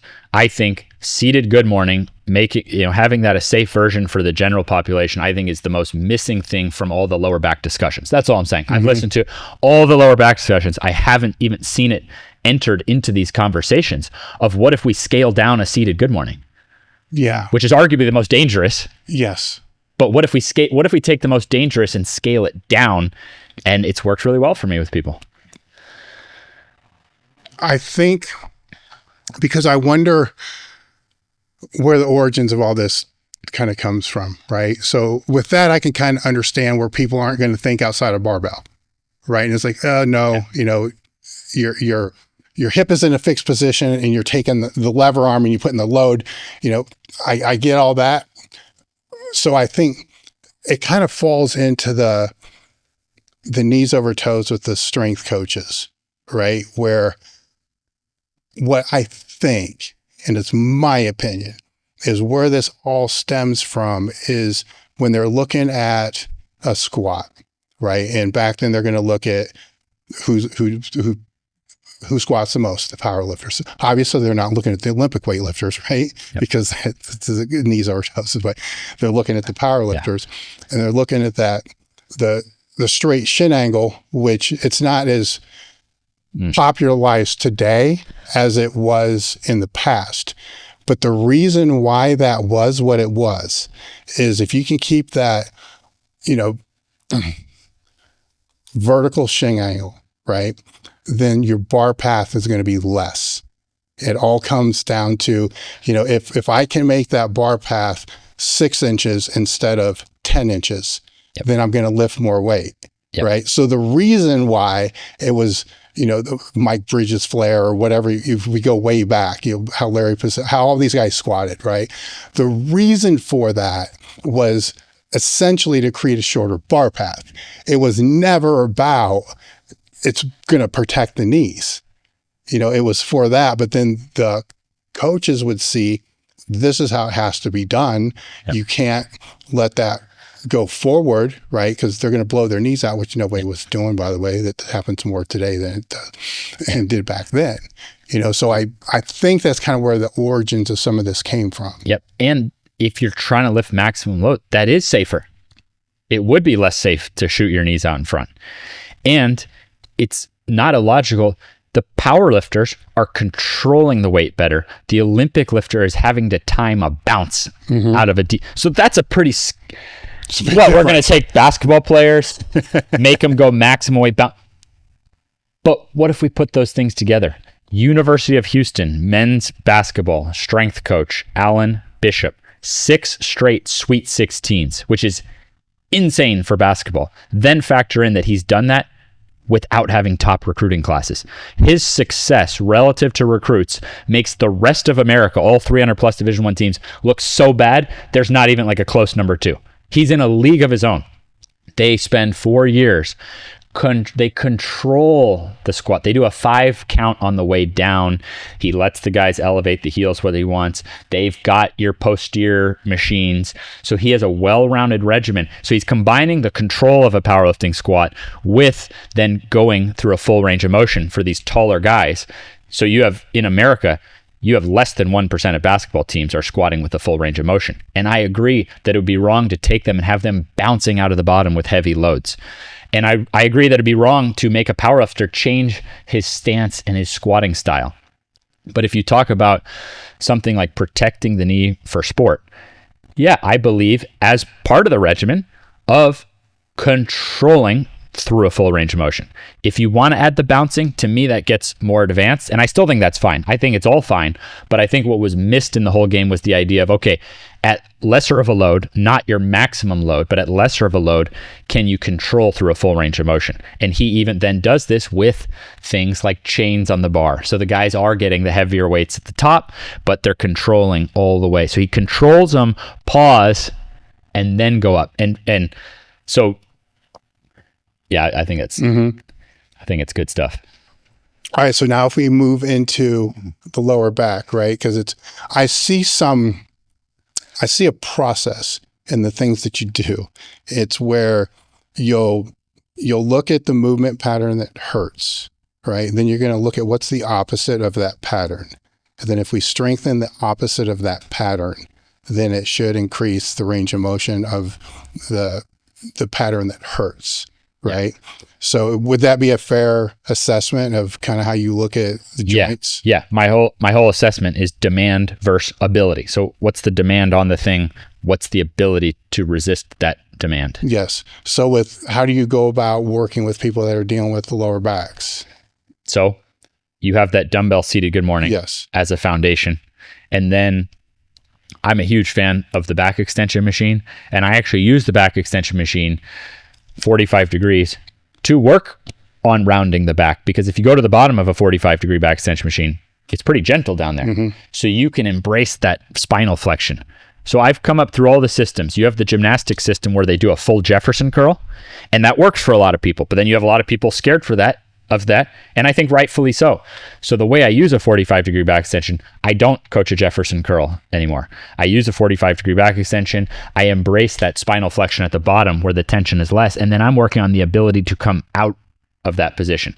So this is almost like reverse hyper for someone who doesn't want to buy a whole reverse hyper. So I think the reverse hyper is this genius thing where you can safely move, strengthen the back in a super safe manner. And so like in my training, 45 degree back extension, I hold a 90 pound kettlebell, take my time, flexion, then come up to the top, squeeze the glutes, flex the abs. So I'm using that machine to make myself less vulnerable. I can do about 20 reps with a 90 pound kettlebell, which doesn't sound like much, but for most purposes, you can take that dumbbell seated good morning, and then you can use that 45-degree back extension. You can get a pretty resilient lower back if you then combine it with decent hip mobility, things like that. Now with the 45-degree back extension, when you're in that bottom rounded position, yep, how are you instigating the movement? Are you starting the movement with contracting the glutes, pulling the upper back or the lower back, or it doesn't matter? The great news, it doesn't really matter. Okay. Because you're in such a safe position. The things that are important to me are that it gives us this safe opportunity for flexion at the bottom. And then at the top, that you actually pause and can squeeze the glutes and flex the abs at the top. If you can go to the top of the back, because someone could sort of try to swing or overarch, but if you, because of that angle, if you squeeze the glutes and flex the abs, you're under some good tension there. All right. So they're not ending up in this super arch position at the top, which would be avoiding the gravity and not contracting the glutes. So it gives you feel by the end, you feel pretty good. You feel the lower back, but you also feel the glutes, the hamstrings.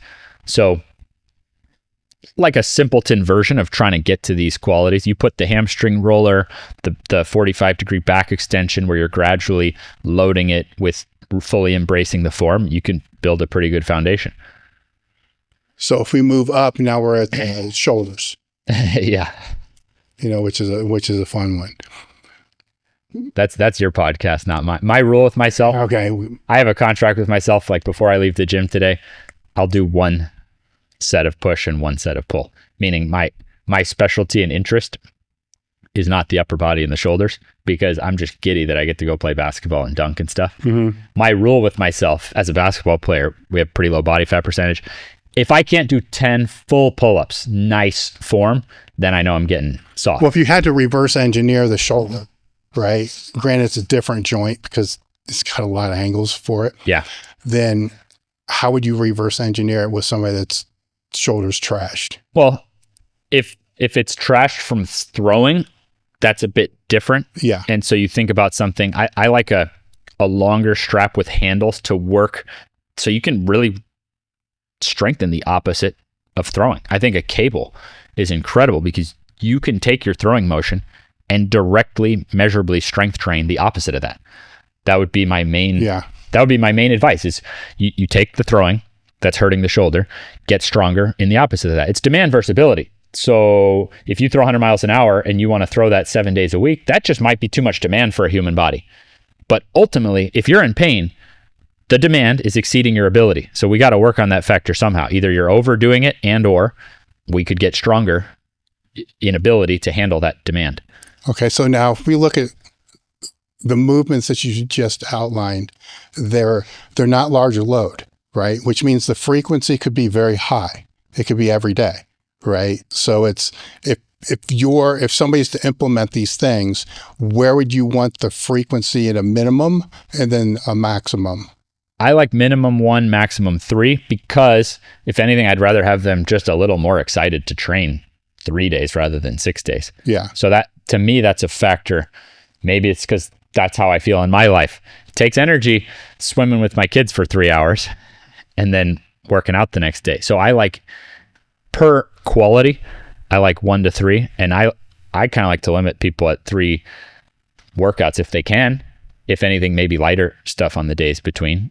I've found the sweet spot for me is 2 great workouts, and then that leaves me room if I want to go play basketball or do something like that once a week.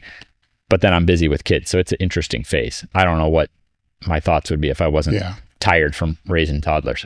Well, knowing your mindset, it would be every day, right? Right. Like the kids, I think the kids saved me on this because of being on social media obsessively 7 days a week. I think that was terrible mentally. Being in the gym obsessively 7 days a week was terrible. It wasn't good for my relationship with my wife. So yeah, I think the kids kind of say, and the wife was, I think, helping me a lot mentally through all of this stuff. I could see we started dating over 15 years ago. So I started dating her before even fixing my knees. And there I could see like, okay, here's some joy. Here's some happiness here. So all that stuff, I feel like the wife and the kids have then made me now a happy person who realizes I can achieve my goals without having all of the obsession and potentially destructive side. Yeah. With your social media strategy, and it's the training as well. And I mentioned this to you before the podcast, is your aim is, honesty and respect and scalability. So when you're talking about being online a lot, right? It doesn't take that much time to post, right? So I have to say that a lot is also going to encompass, replying to comments, DMs, and so forth. Yep. And so how did you keep those principles through, especially the growth, the spiking growth, right? Because with that, it's going to come criticism and all the other kind of stuff. But you've stayed away from all that. Yeah. I never went the route of attacking back. I never went the route of making content against other people, reviewing other people. I never went that route. But I did go the route of letting a mean comment bother me, just blocking anything negative out of my universe, which quite frankly, at this day and age, if you can tell that it's not just about someone criticizing, when they criticize you, but they're adding some meanness to it. Mm-hmm. I don't think you necessarily have to deal with people like that. If someone treated you like that in your life, I would say, I think your life is better with that. You don't have to please everyone. So maybe it wasn't ideal to block everyone that I could tell wanted to tear me down. Sometimes there would be a valid criticism, but the way that they're putting it, you could tell it wasn't said from a place of actually trying to help. Blocking everything negative probably helped, just saved me a lot of time, focus on it. Then realizing that where I would get hate from was anywhere that could be perceived as dishonest or was dishonest. Sometimes it would be some viral video that someone did with me or about me saying, I remember one title, word for word, "Fix your knee pain in 60 seconds, guaranteed, the only exercise you'll ever need." And this was about backward sled. I've never said that in my life. That's a lie. It's not fix your knee pain in 60 seconds, guaranteed, the only exercise you'll ever. But that was going viral on YouTube on someone else's channel. And I was getting hate for that and traced it down and had to reach out to them, ask them to change the title. Found out they said, oh my gosh, that's so unethical. I didn't make that title. The YouTube company that I hire for the titles and thumbnails made that title. They found a bunch of other lies on their channel. So I realized also that I had to pull back. So anyone who is helping me on social media, help answer some content, no. I had to pull back. If you see Knees Over Toes guy, that's me. No one posts for me. No one answers for me. No one does. No one has access. No one can even log into my social medias to help with anything. There's no comment this for, like, I just want it as straightforward as possible. And what I found I can deal with is posting once a week because I try to answer everybody. So if I try to actually take the time to answer everybody. So if someone was getting into starting a business, my best advice by far, it really comes down, and you got to keep this somewhere really clear for yourself. You want to treat the customer or person as you would want to be treated. That sorts out so much you don't even realize it. My customer service is in America making minimum $30 an hour. I've got a lady who's up to $45 an hour customer service because she's so good at answering people. And you know what? In America, the average home price is over $400,000. I don't think less than $40 an hour is good enough to actually be able to eventually afford a home. These are my opinions, but the point is that I'm framing things. What would I want to be treated like? So I don't like people posting all the time. If I open up social media and see a post, I don't want someone wasting my time. And it's what I see, no offense, it's 99%. People are just it's wasting my time. I don't use Instagram anymore. Can't use it. People are wasting my time. People are not treating me the way that they would want to be treated.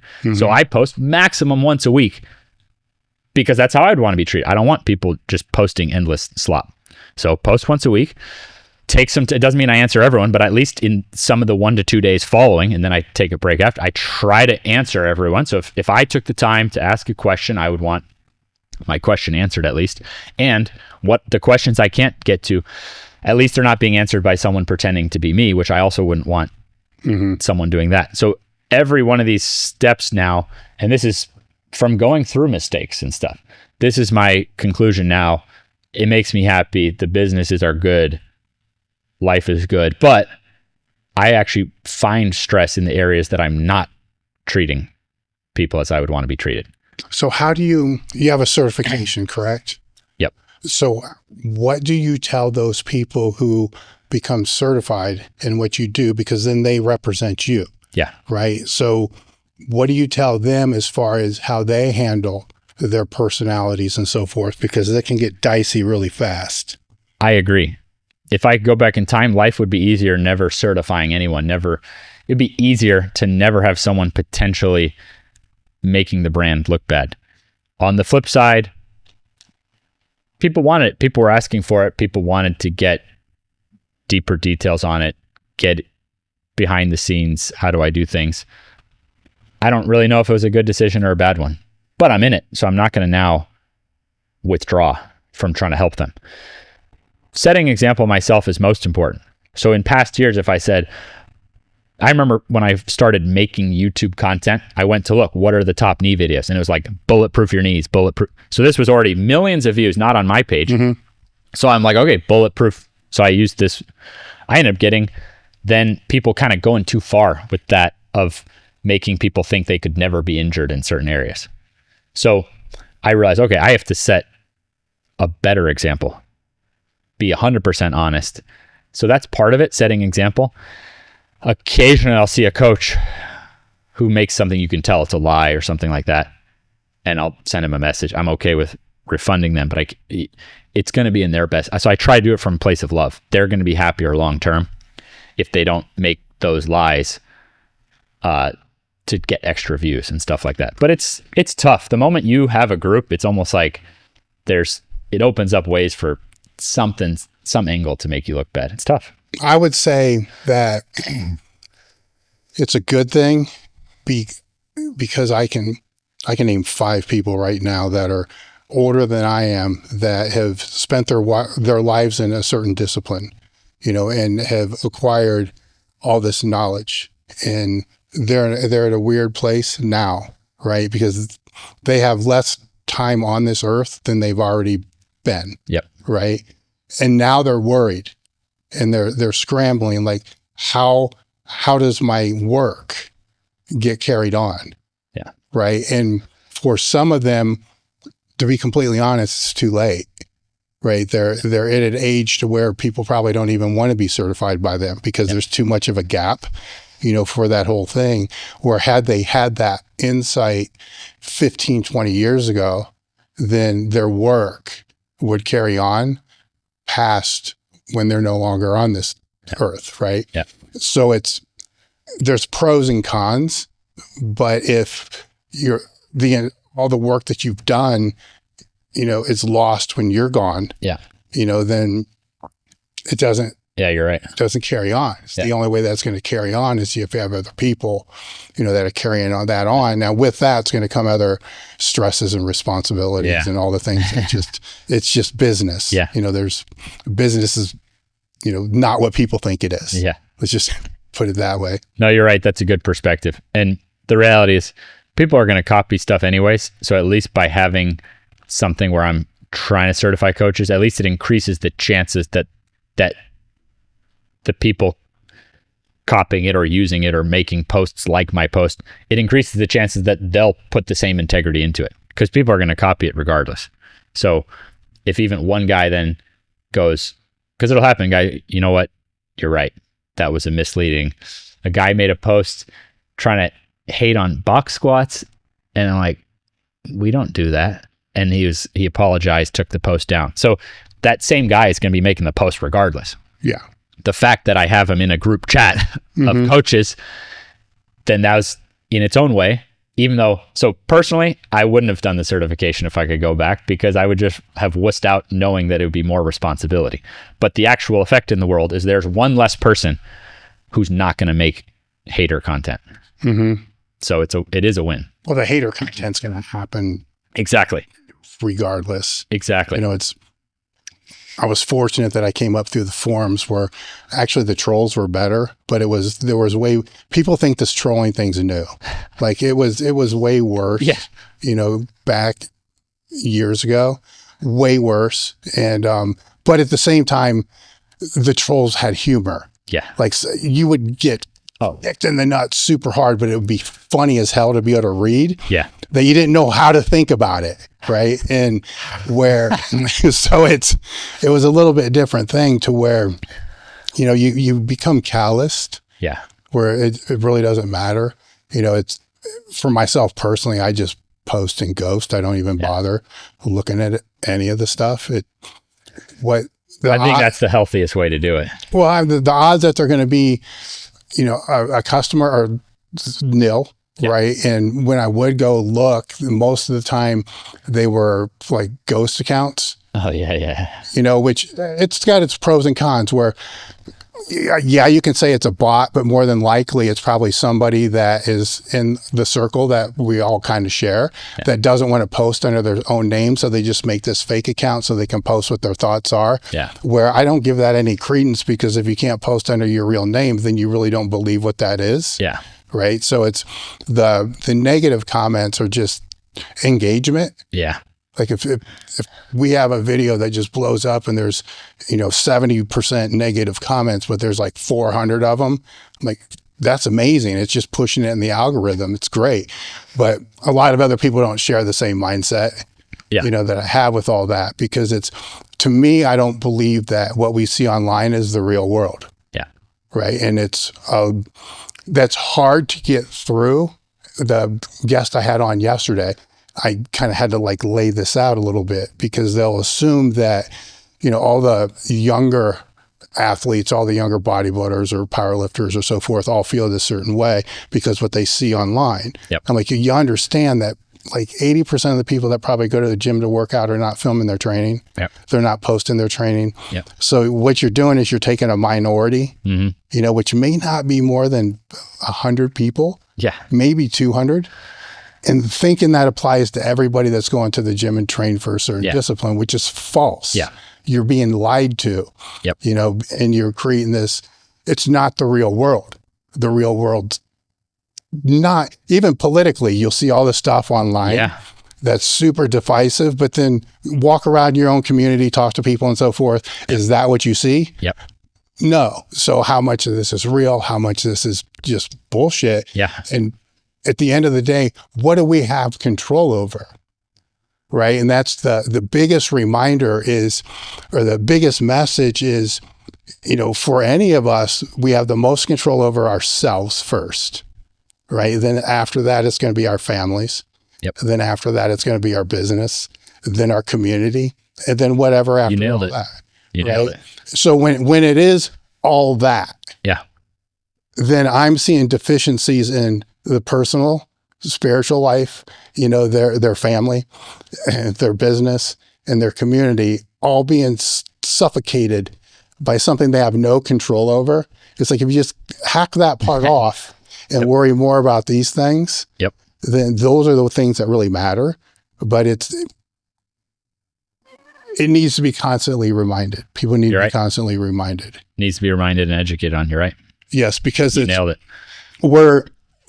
The other thing is technology always changes, right? And you're old enough to know what it was like before we had social media, right? Why do we think 20 years from now we'll still have social media, right? In the magazine age, and when it was only internet sites that that had articles posted, we never saw this.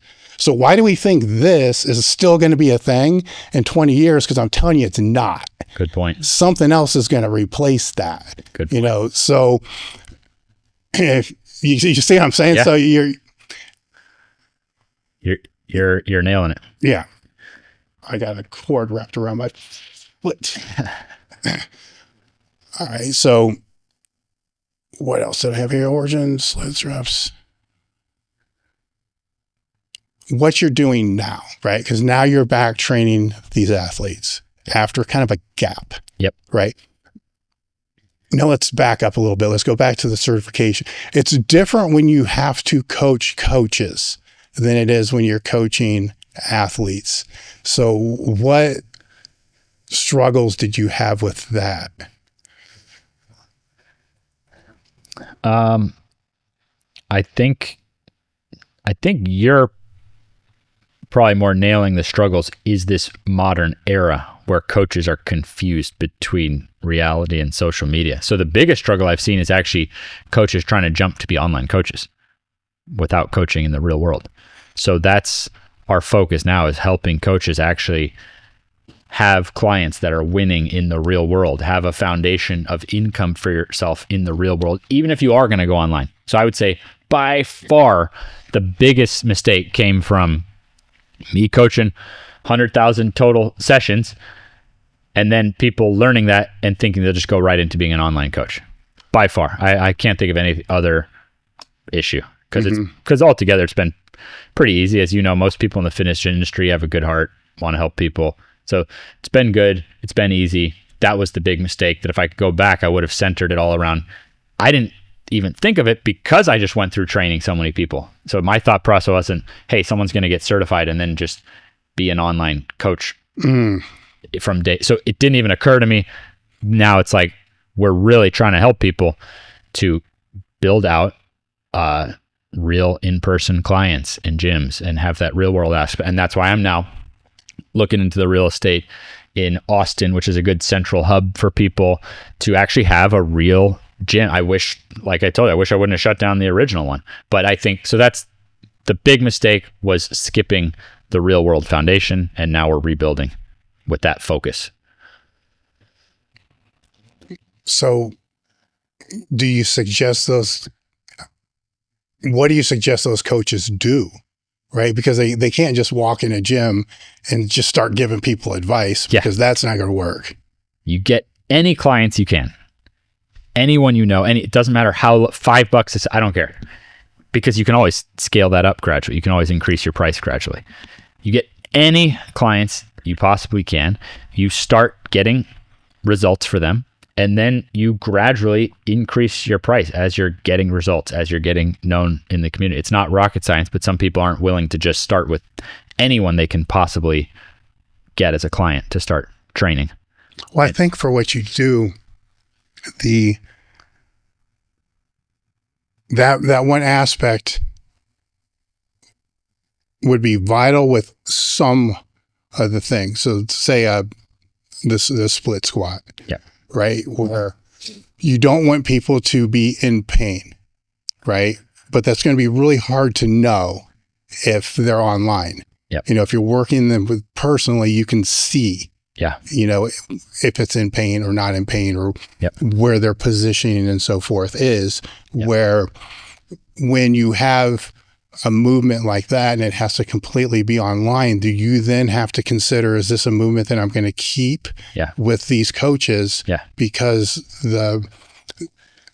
that's not there? Yep. Yeah. So now I try to post the link in my story, in my Instagram story every week, to a map of coaches, so that sometimes the best thing is someone has a program, but they go get a session in person, because everyone has different budgets. Online is beautiful in the accessibility, but then having an in-person coach is going to be best. So somewhere in the middle. So I try to pump that for people to find a coach. And I mean, people are really happy with that. I get so many messages from people that if they were struggling online, see, some people get it online. I was self-taught online.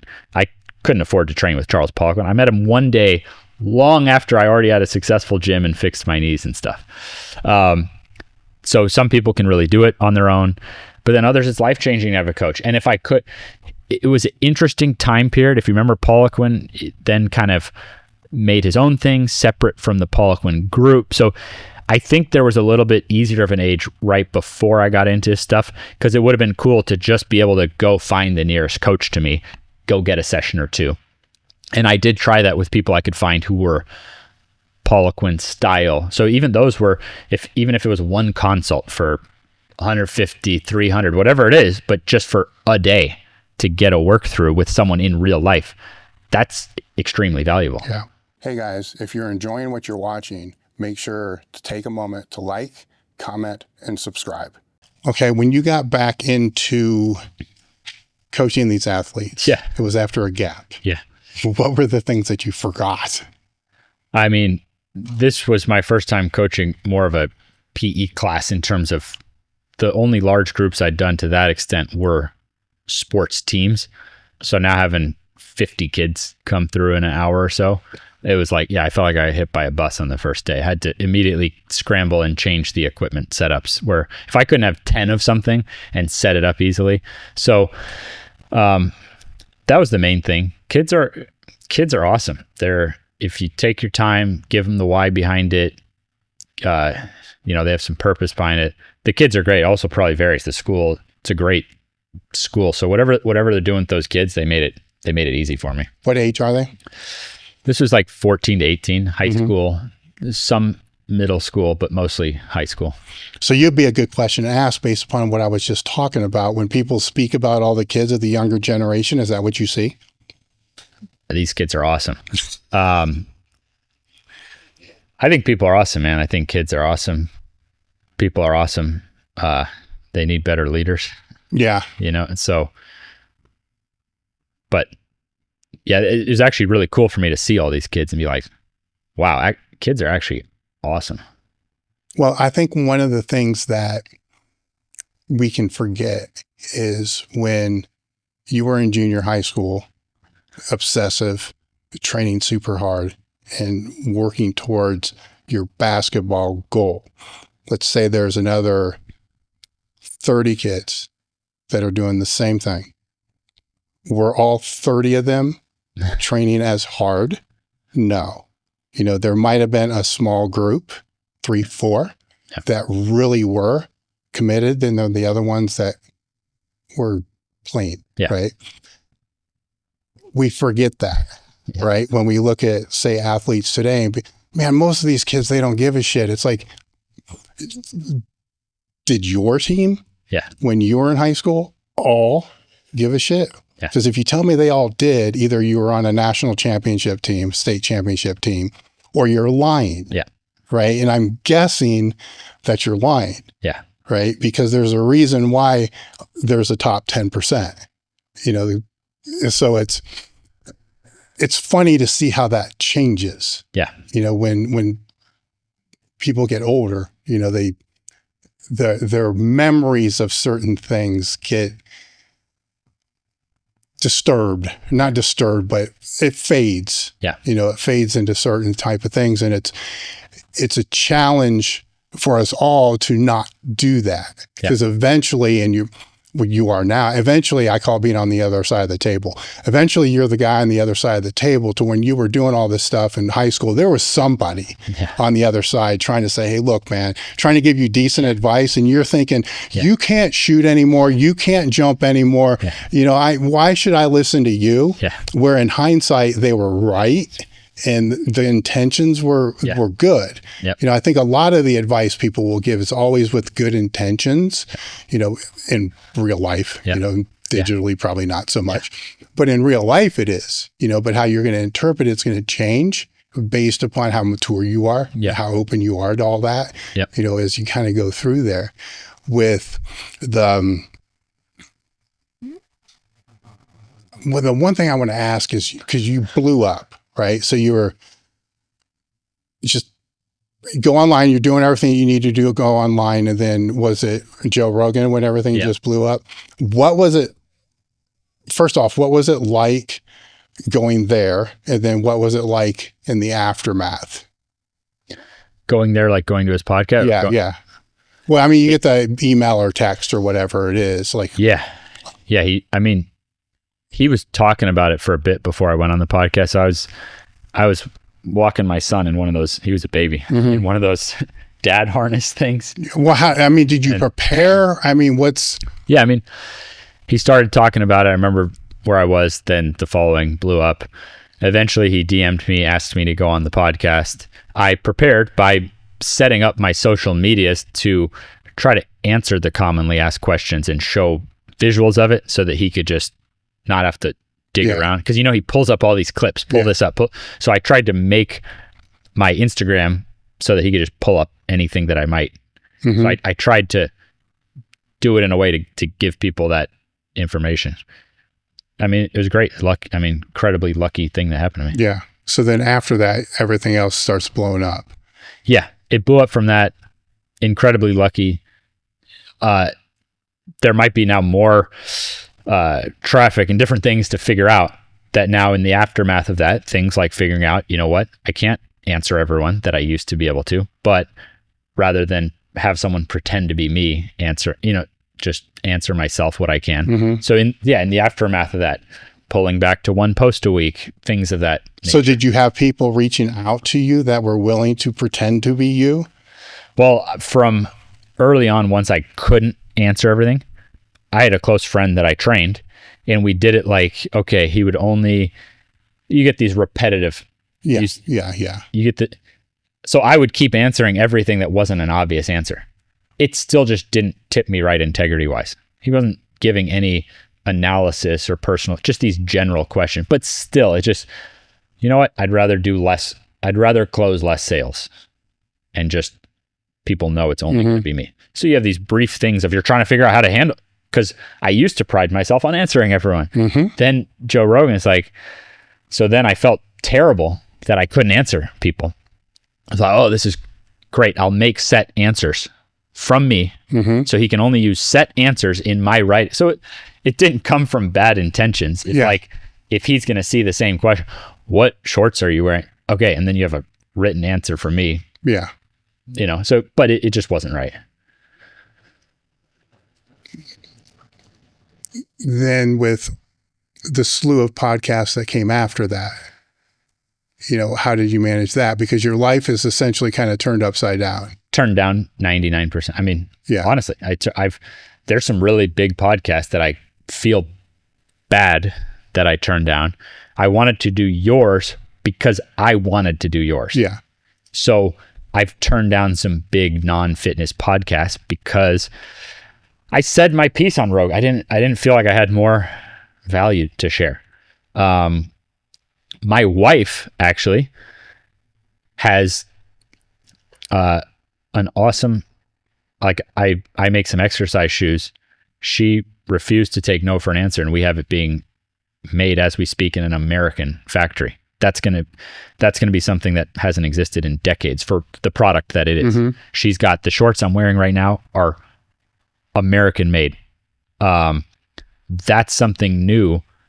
I wanted to do that, was told no, gave up. My wife didn't give up.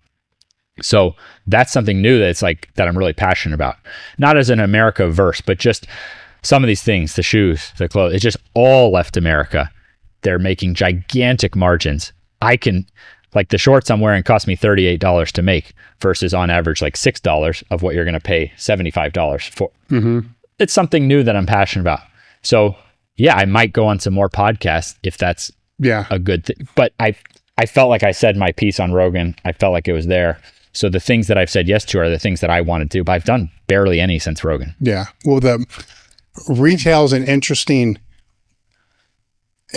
segment to move into, right? Because online, your margins are very good, right? When you go into retail, the margins get hacked pretty quick, right? And then there's inventory. And then there's all these other things that kind of play into all that. It's what I live, that's my life, right? Where I made a decision in 98 to not ever charge for content, but then to use the retail to be able to pay, to be able to keep the content complimentary. The dicey part of all that is content is not free to produce, right? Content also has a much higher margin, right? Retail, most retailers are operating at net 2 to 5%.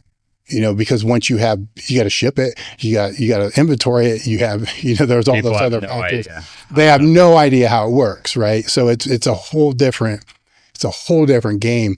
In 2020, I had to pivot a little bit because there was so much capital going into content that it wasn't giving the ROI on the sales, right? Because everything was going in, all of it. So none of it was going into paid ads, any of this other kind of stuff.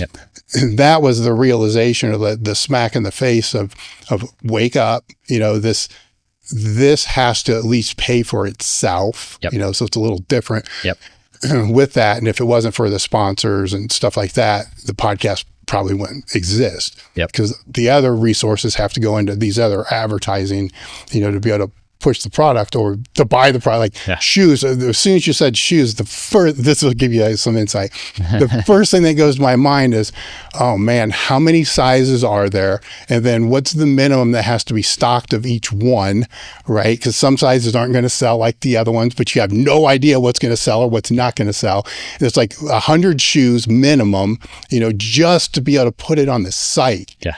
Because you're not going to make those as they're ordered, right? They need, and then out of those, it's a lot, right? People don't understand how that all works. They just, here's the product, here's this, and you got to be making, $80 on a pair of shoes. They're like, you have no idea. Yeah. Yeah. People have no idea. Fortunately, my wife is a beast. We do things step by step. Our shoes have been profitable pretty immediately. They've done very well. I initially got into it just because I wanted a basketball shoe that didn't jam my toes in. That's a bit of a thing today if some people want a wider toe box. Couldn't find a wider toe box basketball shoe, but we released size 10 to 13. Yeah, so you have a bunch of pissed off, but it's we're profitable within days and we never went back. And my wife is smart enough to go, here's the account. Every time it hits X, we get to pay ourselves out. Yeah. We never, and then we can only stuff like that. So when it comes to the business, my wife and I have worked really well because I really enjoy the making educational content. And then she's a beast on business and we've kind of both learned each other's world. So she's the savior for me that things have gone very well. But had I gone into products by myself, who knows what it would be.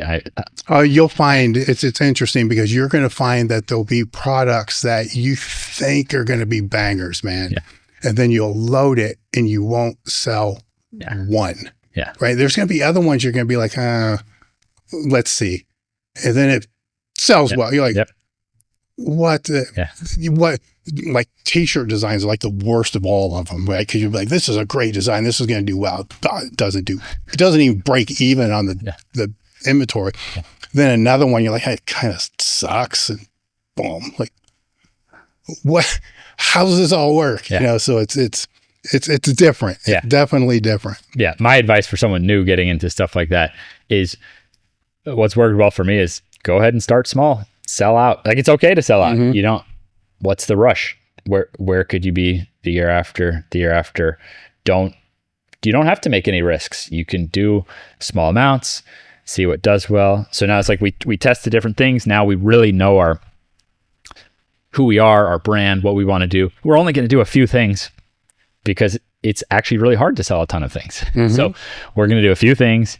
We want a simple life. We don't need like a giant thing, but simple things that we're really passionate about, then market those few things really hard that we already know can work from doing smaller batches. Yeah. Are you doing the fulfillment yourself or you have somebody else doing that? Mixture. Okay. Yeah. Kind of depends on the item. Yeah. When I started, we do it ourselves, but when I first started, it was me, so it's, you get the order, you print the label, you put it on the porch and you hope nobody steals it. Yep. There's not a whole lot of orders. So it's not like there's 40 orders or anything like that. Those are some good times though. Yeah. There was something satisfying about someone buying your thing and we would go to the post office. Yeah. I had those days too. Yeah. Right. That, because one of the original products was a sled, right? And the sled through the post office, we'd have to take the strap, right? This is how the sled's shipped. And you would take the strap and you put it on the post, and then you would tape the strap around the post as much as you could so it would never come off. Take the shipping label and stick it on the sled. And then have to go to the post office. Sometimes you're taking 5, 6 into the post office. You got to carry them, in there. They don't know what to do with them. And it's like, there's got to be a better way with all this. And, eventually you kind of figure it all out. And it's, you guys are an inspiration. what you guys accomplish. We're not even trying to be able to do, it's an inspiration. We're going to do our little niche of that, but it's incredible. It's to see people who have done it is amazing. Yeah. Well, it's never, as you probably know, just speaking to other people, it's never what you think it is, right? People will think, oh, they're doing 1,000 orders a day. It's like, a good day for us might be 40, but they think, it's you find this out when you have a business. As soon as you have a business, everybody thinks you're immediately making $200,000 a year, personal income. It's like, I've had more years I haven't been paid than years that I have been paid, for things that you were talking about there, because people cost money. Everything costs money. So it's interesting how that all plays out. Were there any topics that you want to talk about I didn't bring up? I was glad right from the start you kind of gave some of that history with Charles Poliquin, and I didn't know if there would be things that came to mind for you, of things that you thought that maybe that you or Louis had worked on over years that maybe didn't see as much light as it should have, because sometimes the method was there but it just didn't get. Marketing's a big factor. So I was curious if you had any other things that you're like, more people should know about. Well, there were a lot of things that were just misunderstood, right? Where let's say like a max effort method, like so much of what we did was what I would call auto-regulated, so yes, we would change the movement all the time, but sometimes that movement on week 1 was just, the systemic fatigue was through the roof. So on that next week, because we're choosing what we're doing, we're choosing something that's going to be a lower load. The strain's still the same, but the load's going to be lower. So the systemic fatigue is going to be lower. And this wasn't anything that we were planning, or thinking about. It was being done, to be able to always, because we're always thinking of the next session, right? So if Monday's a max effort day, how is this going to compromise my Wednesday max effort bench? It can a little bit because it's upper body, lower body. So that's fine.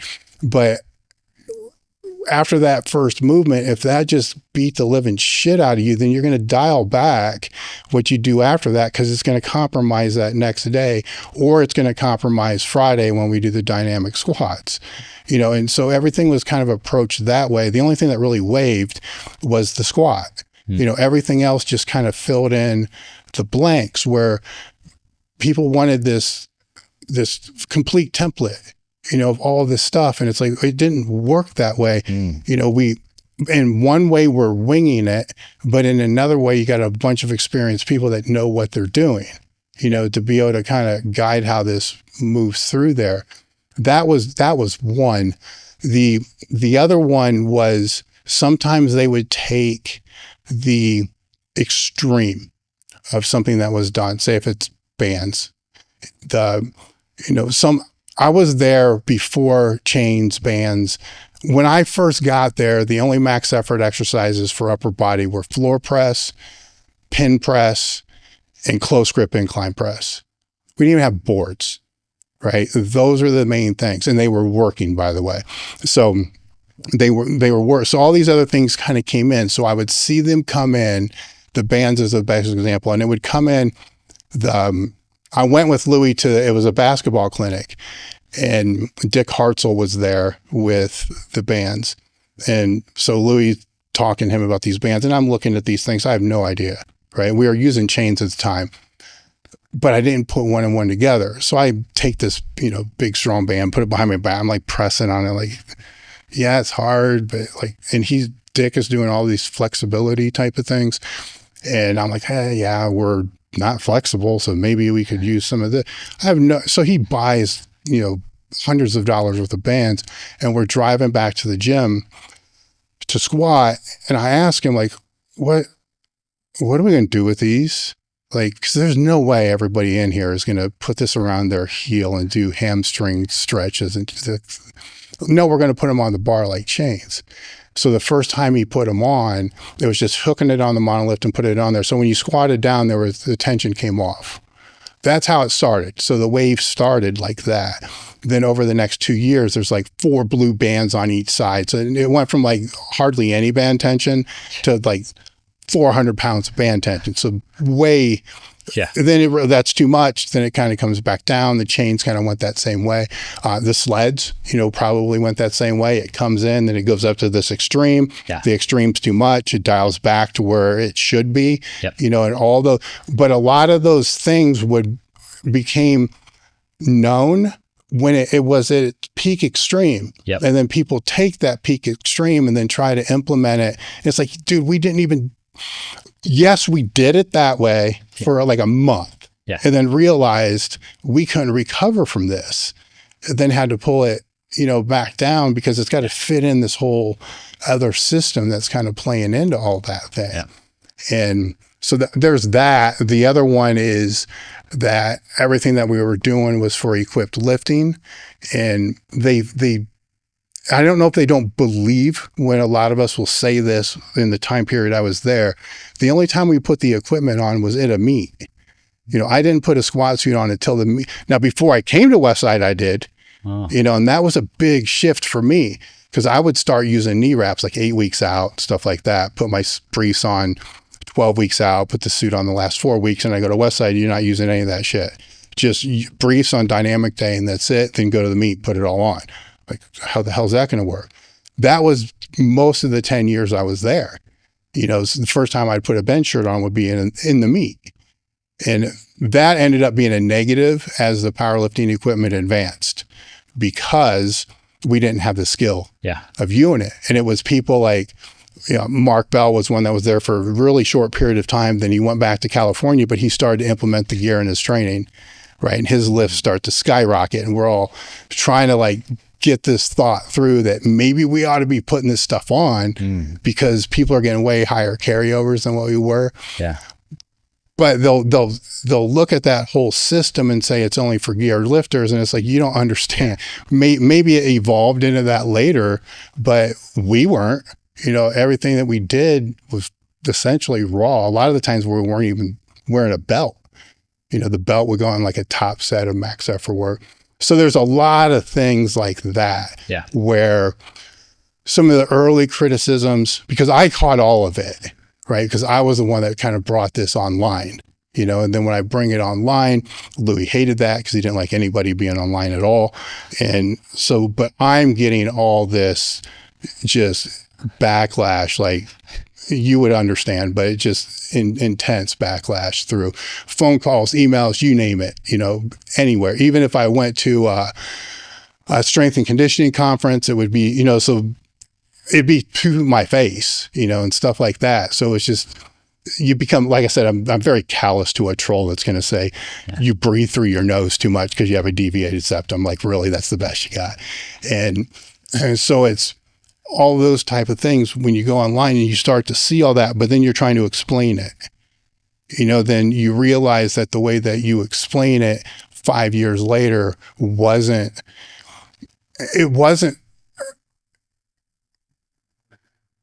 understood by the demographic you're talking to, where I used to teach people to arch really hard when they squat. And there's articles and videos and all this stuff you can find from that.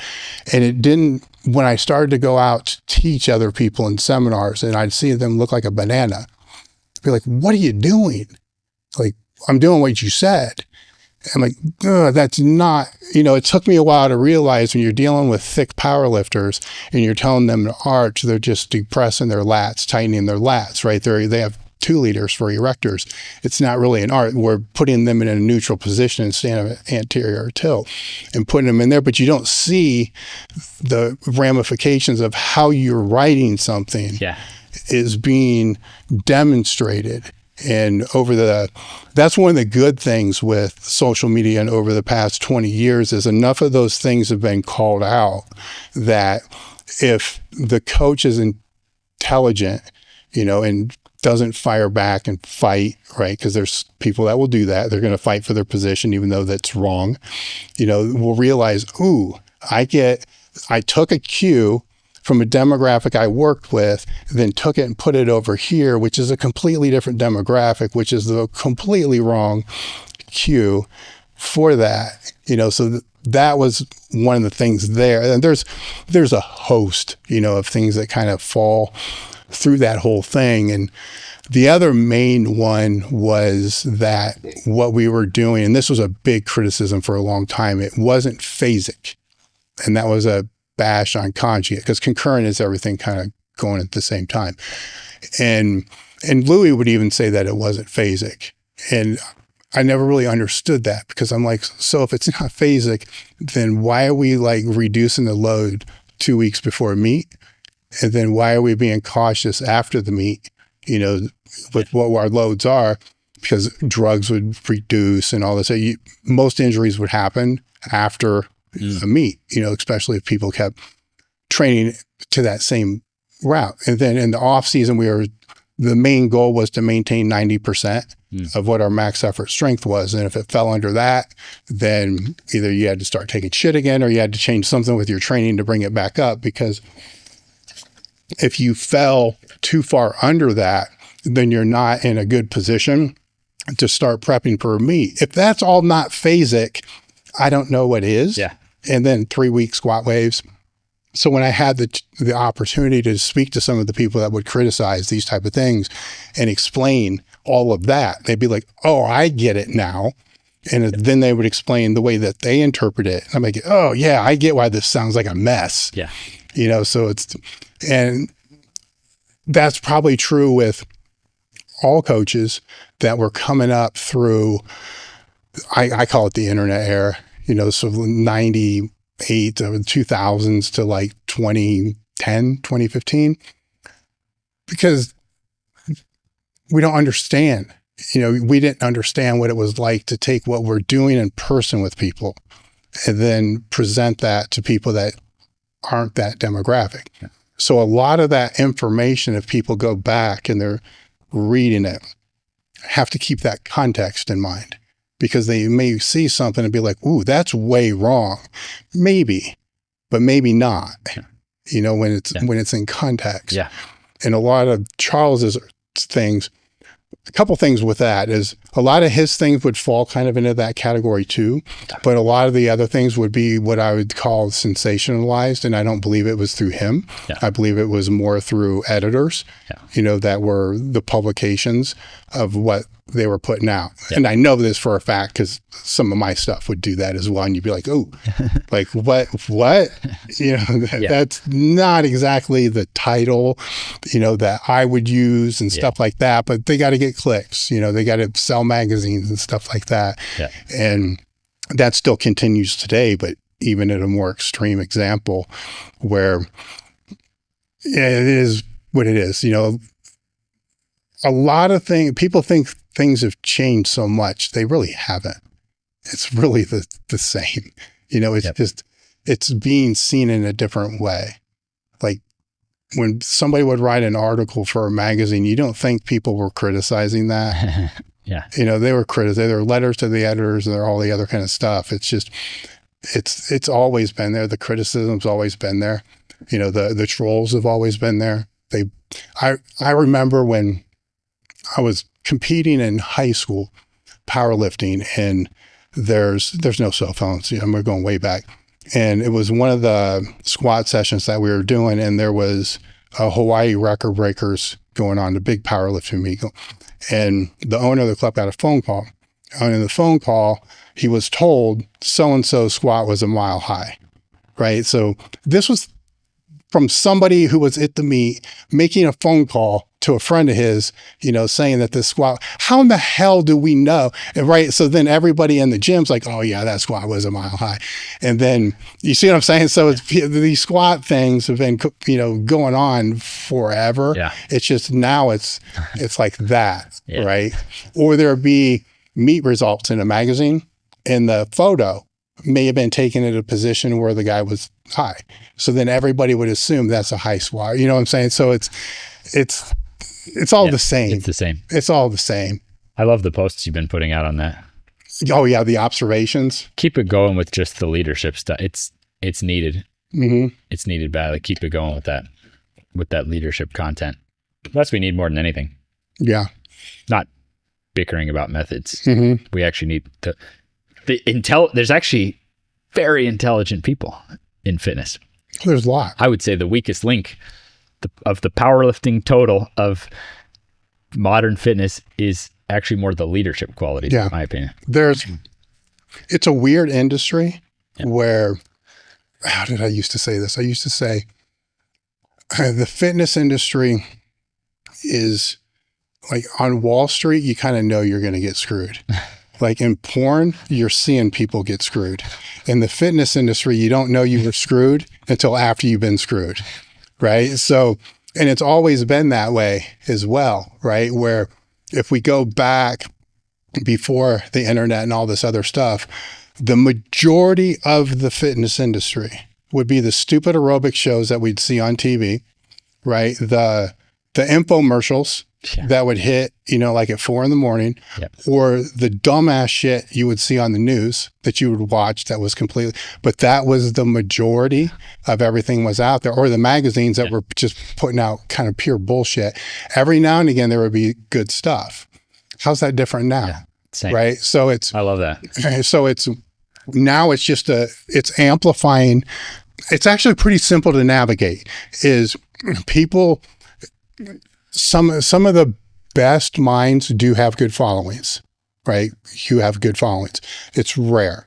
If you want to look for the cortex of where the best information is going to be, look at the people that don't have the big followings, right? They're putting out the best advice because they're in the trenches doing all that. Yep. If you only look at the people that have these giant followings, you're misled. It's the infomercials, it's the bullshit on the news, and it's the bull crap that you would see in the magazines that you knew that was bullshit. It's the same thing, like the same thing, right? So when they see the shiny thing, back away and look at the credentials, right? If it's not shiny, then listen more.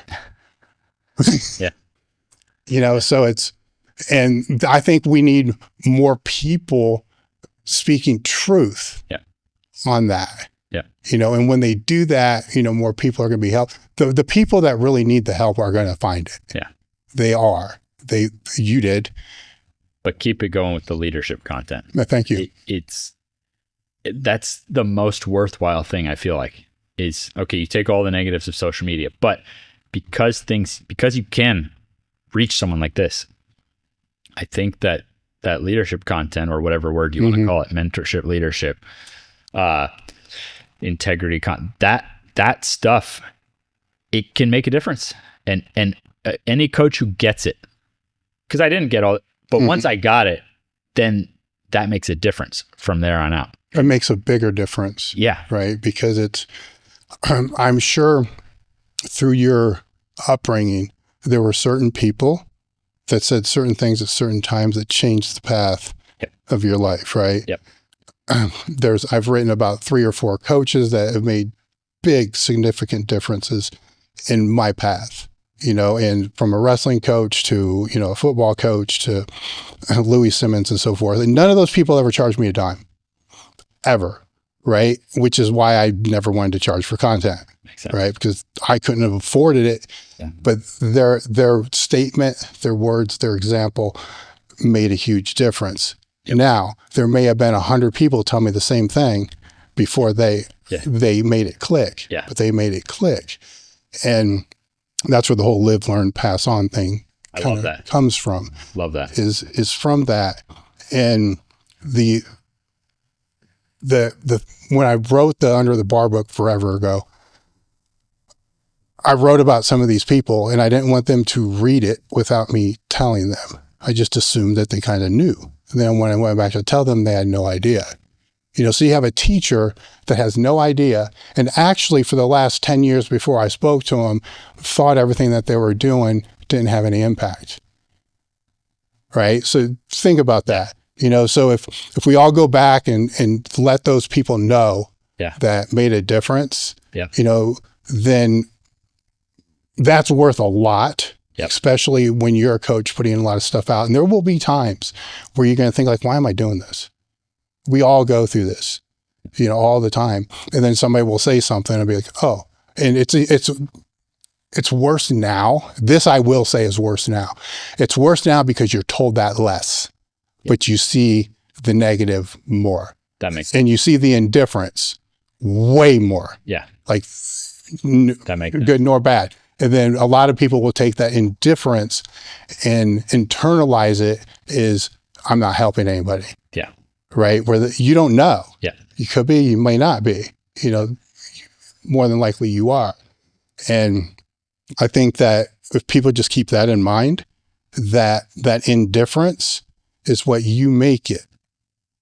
Like you can make that indifference all negative, where if you think about it this way, if we talk about throwing things into the universe, right? If I here's this goodwill that I have and I throw it, out, we all expect it to be like a medicine ball rebounder, right? Here's the goodwill. It's going to come back again, right? Here's the goodwill. It's going to come back again.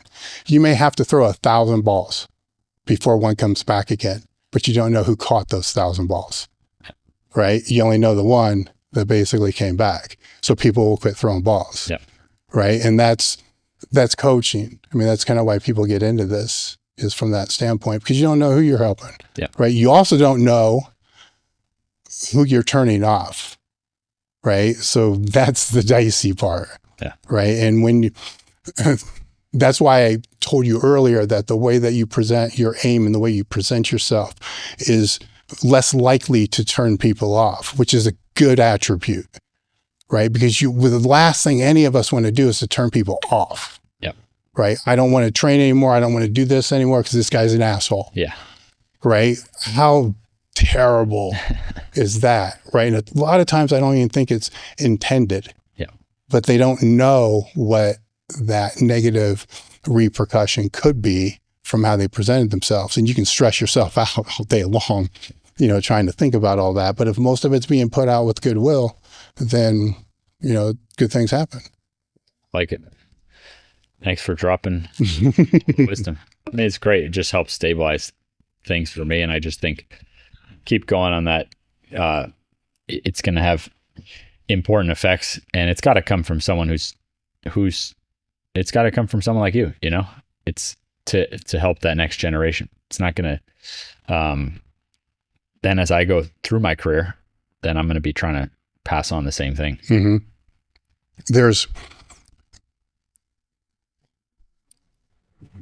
I agree to some of that.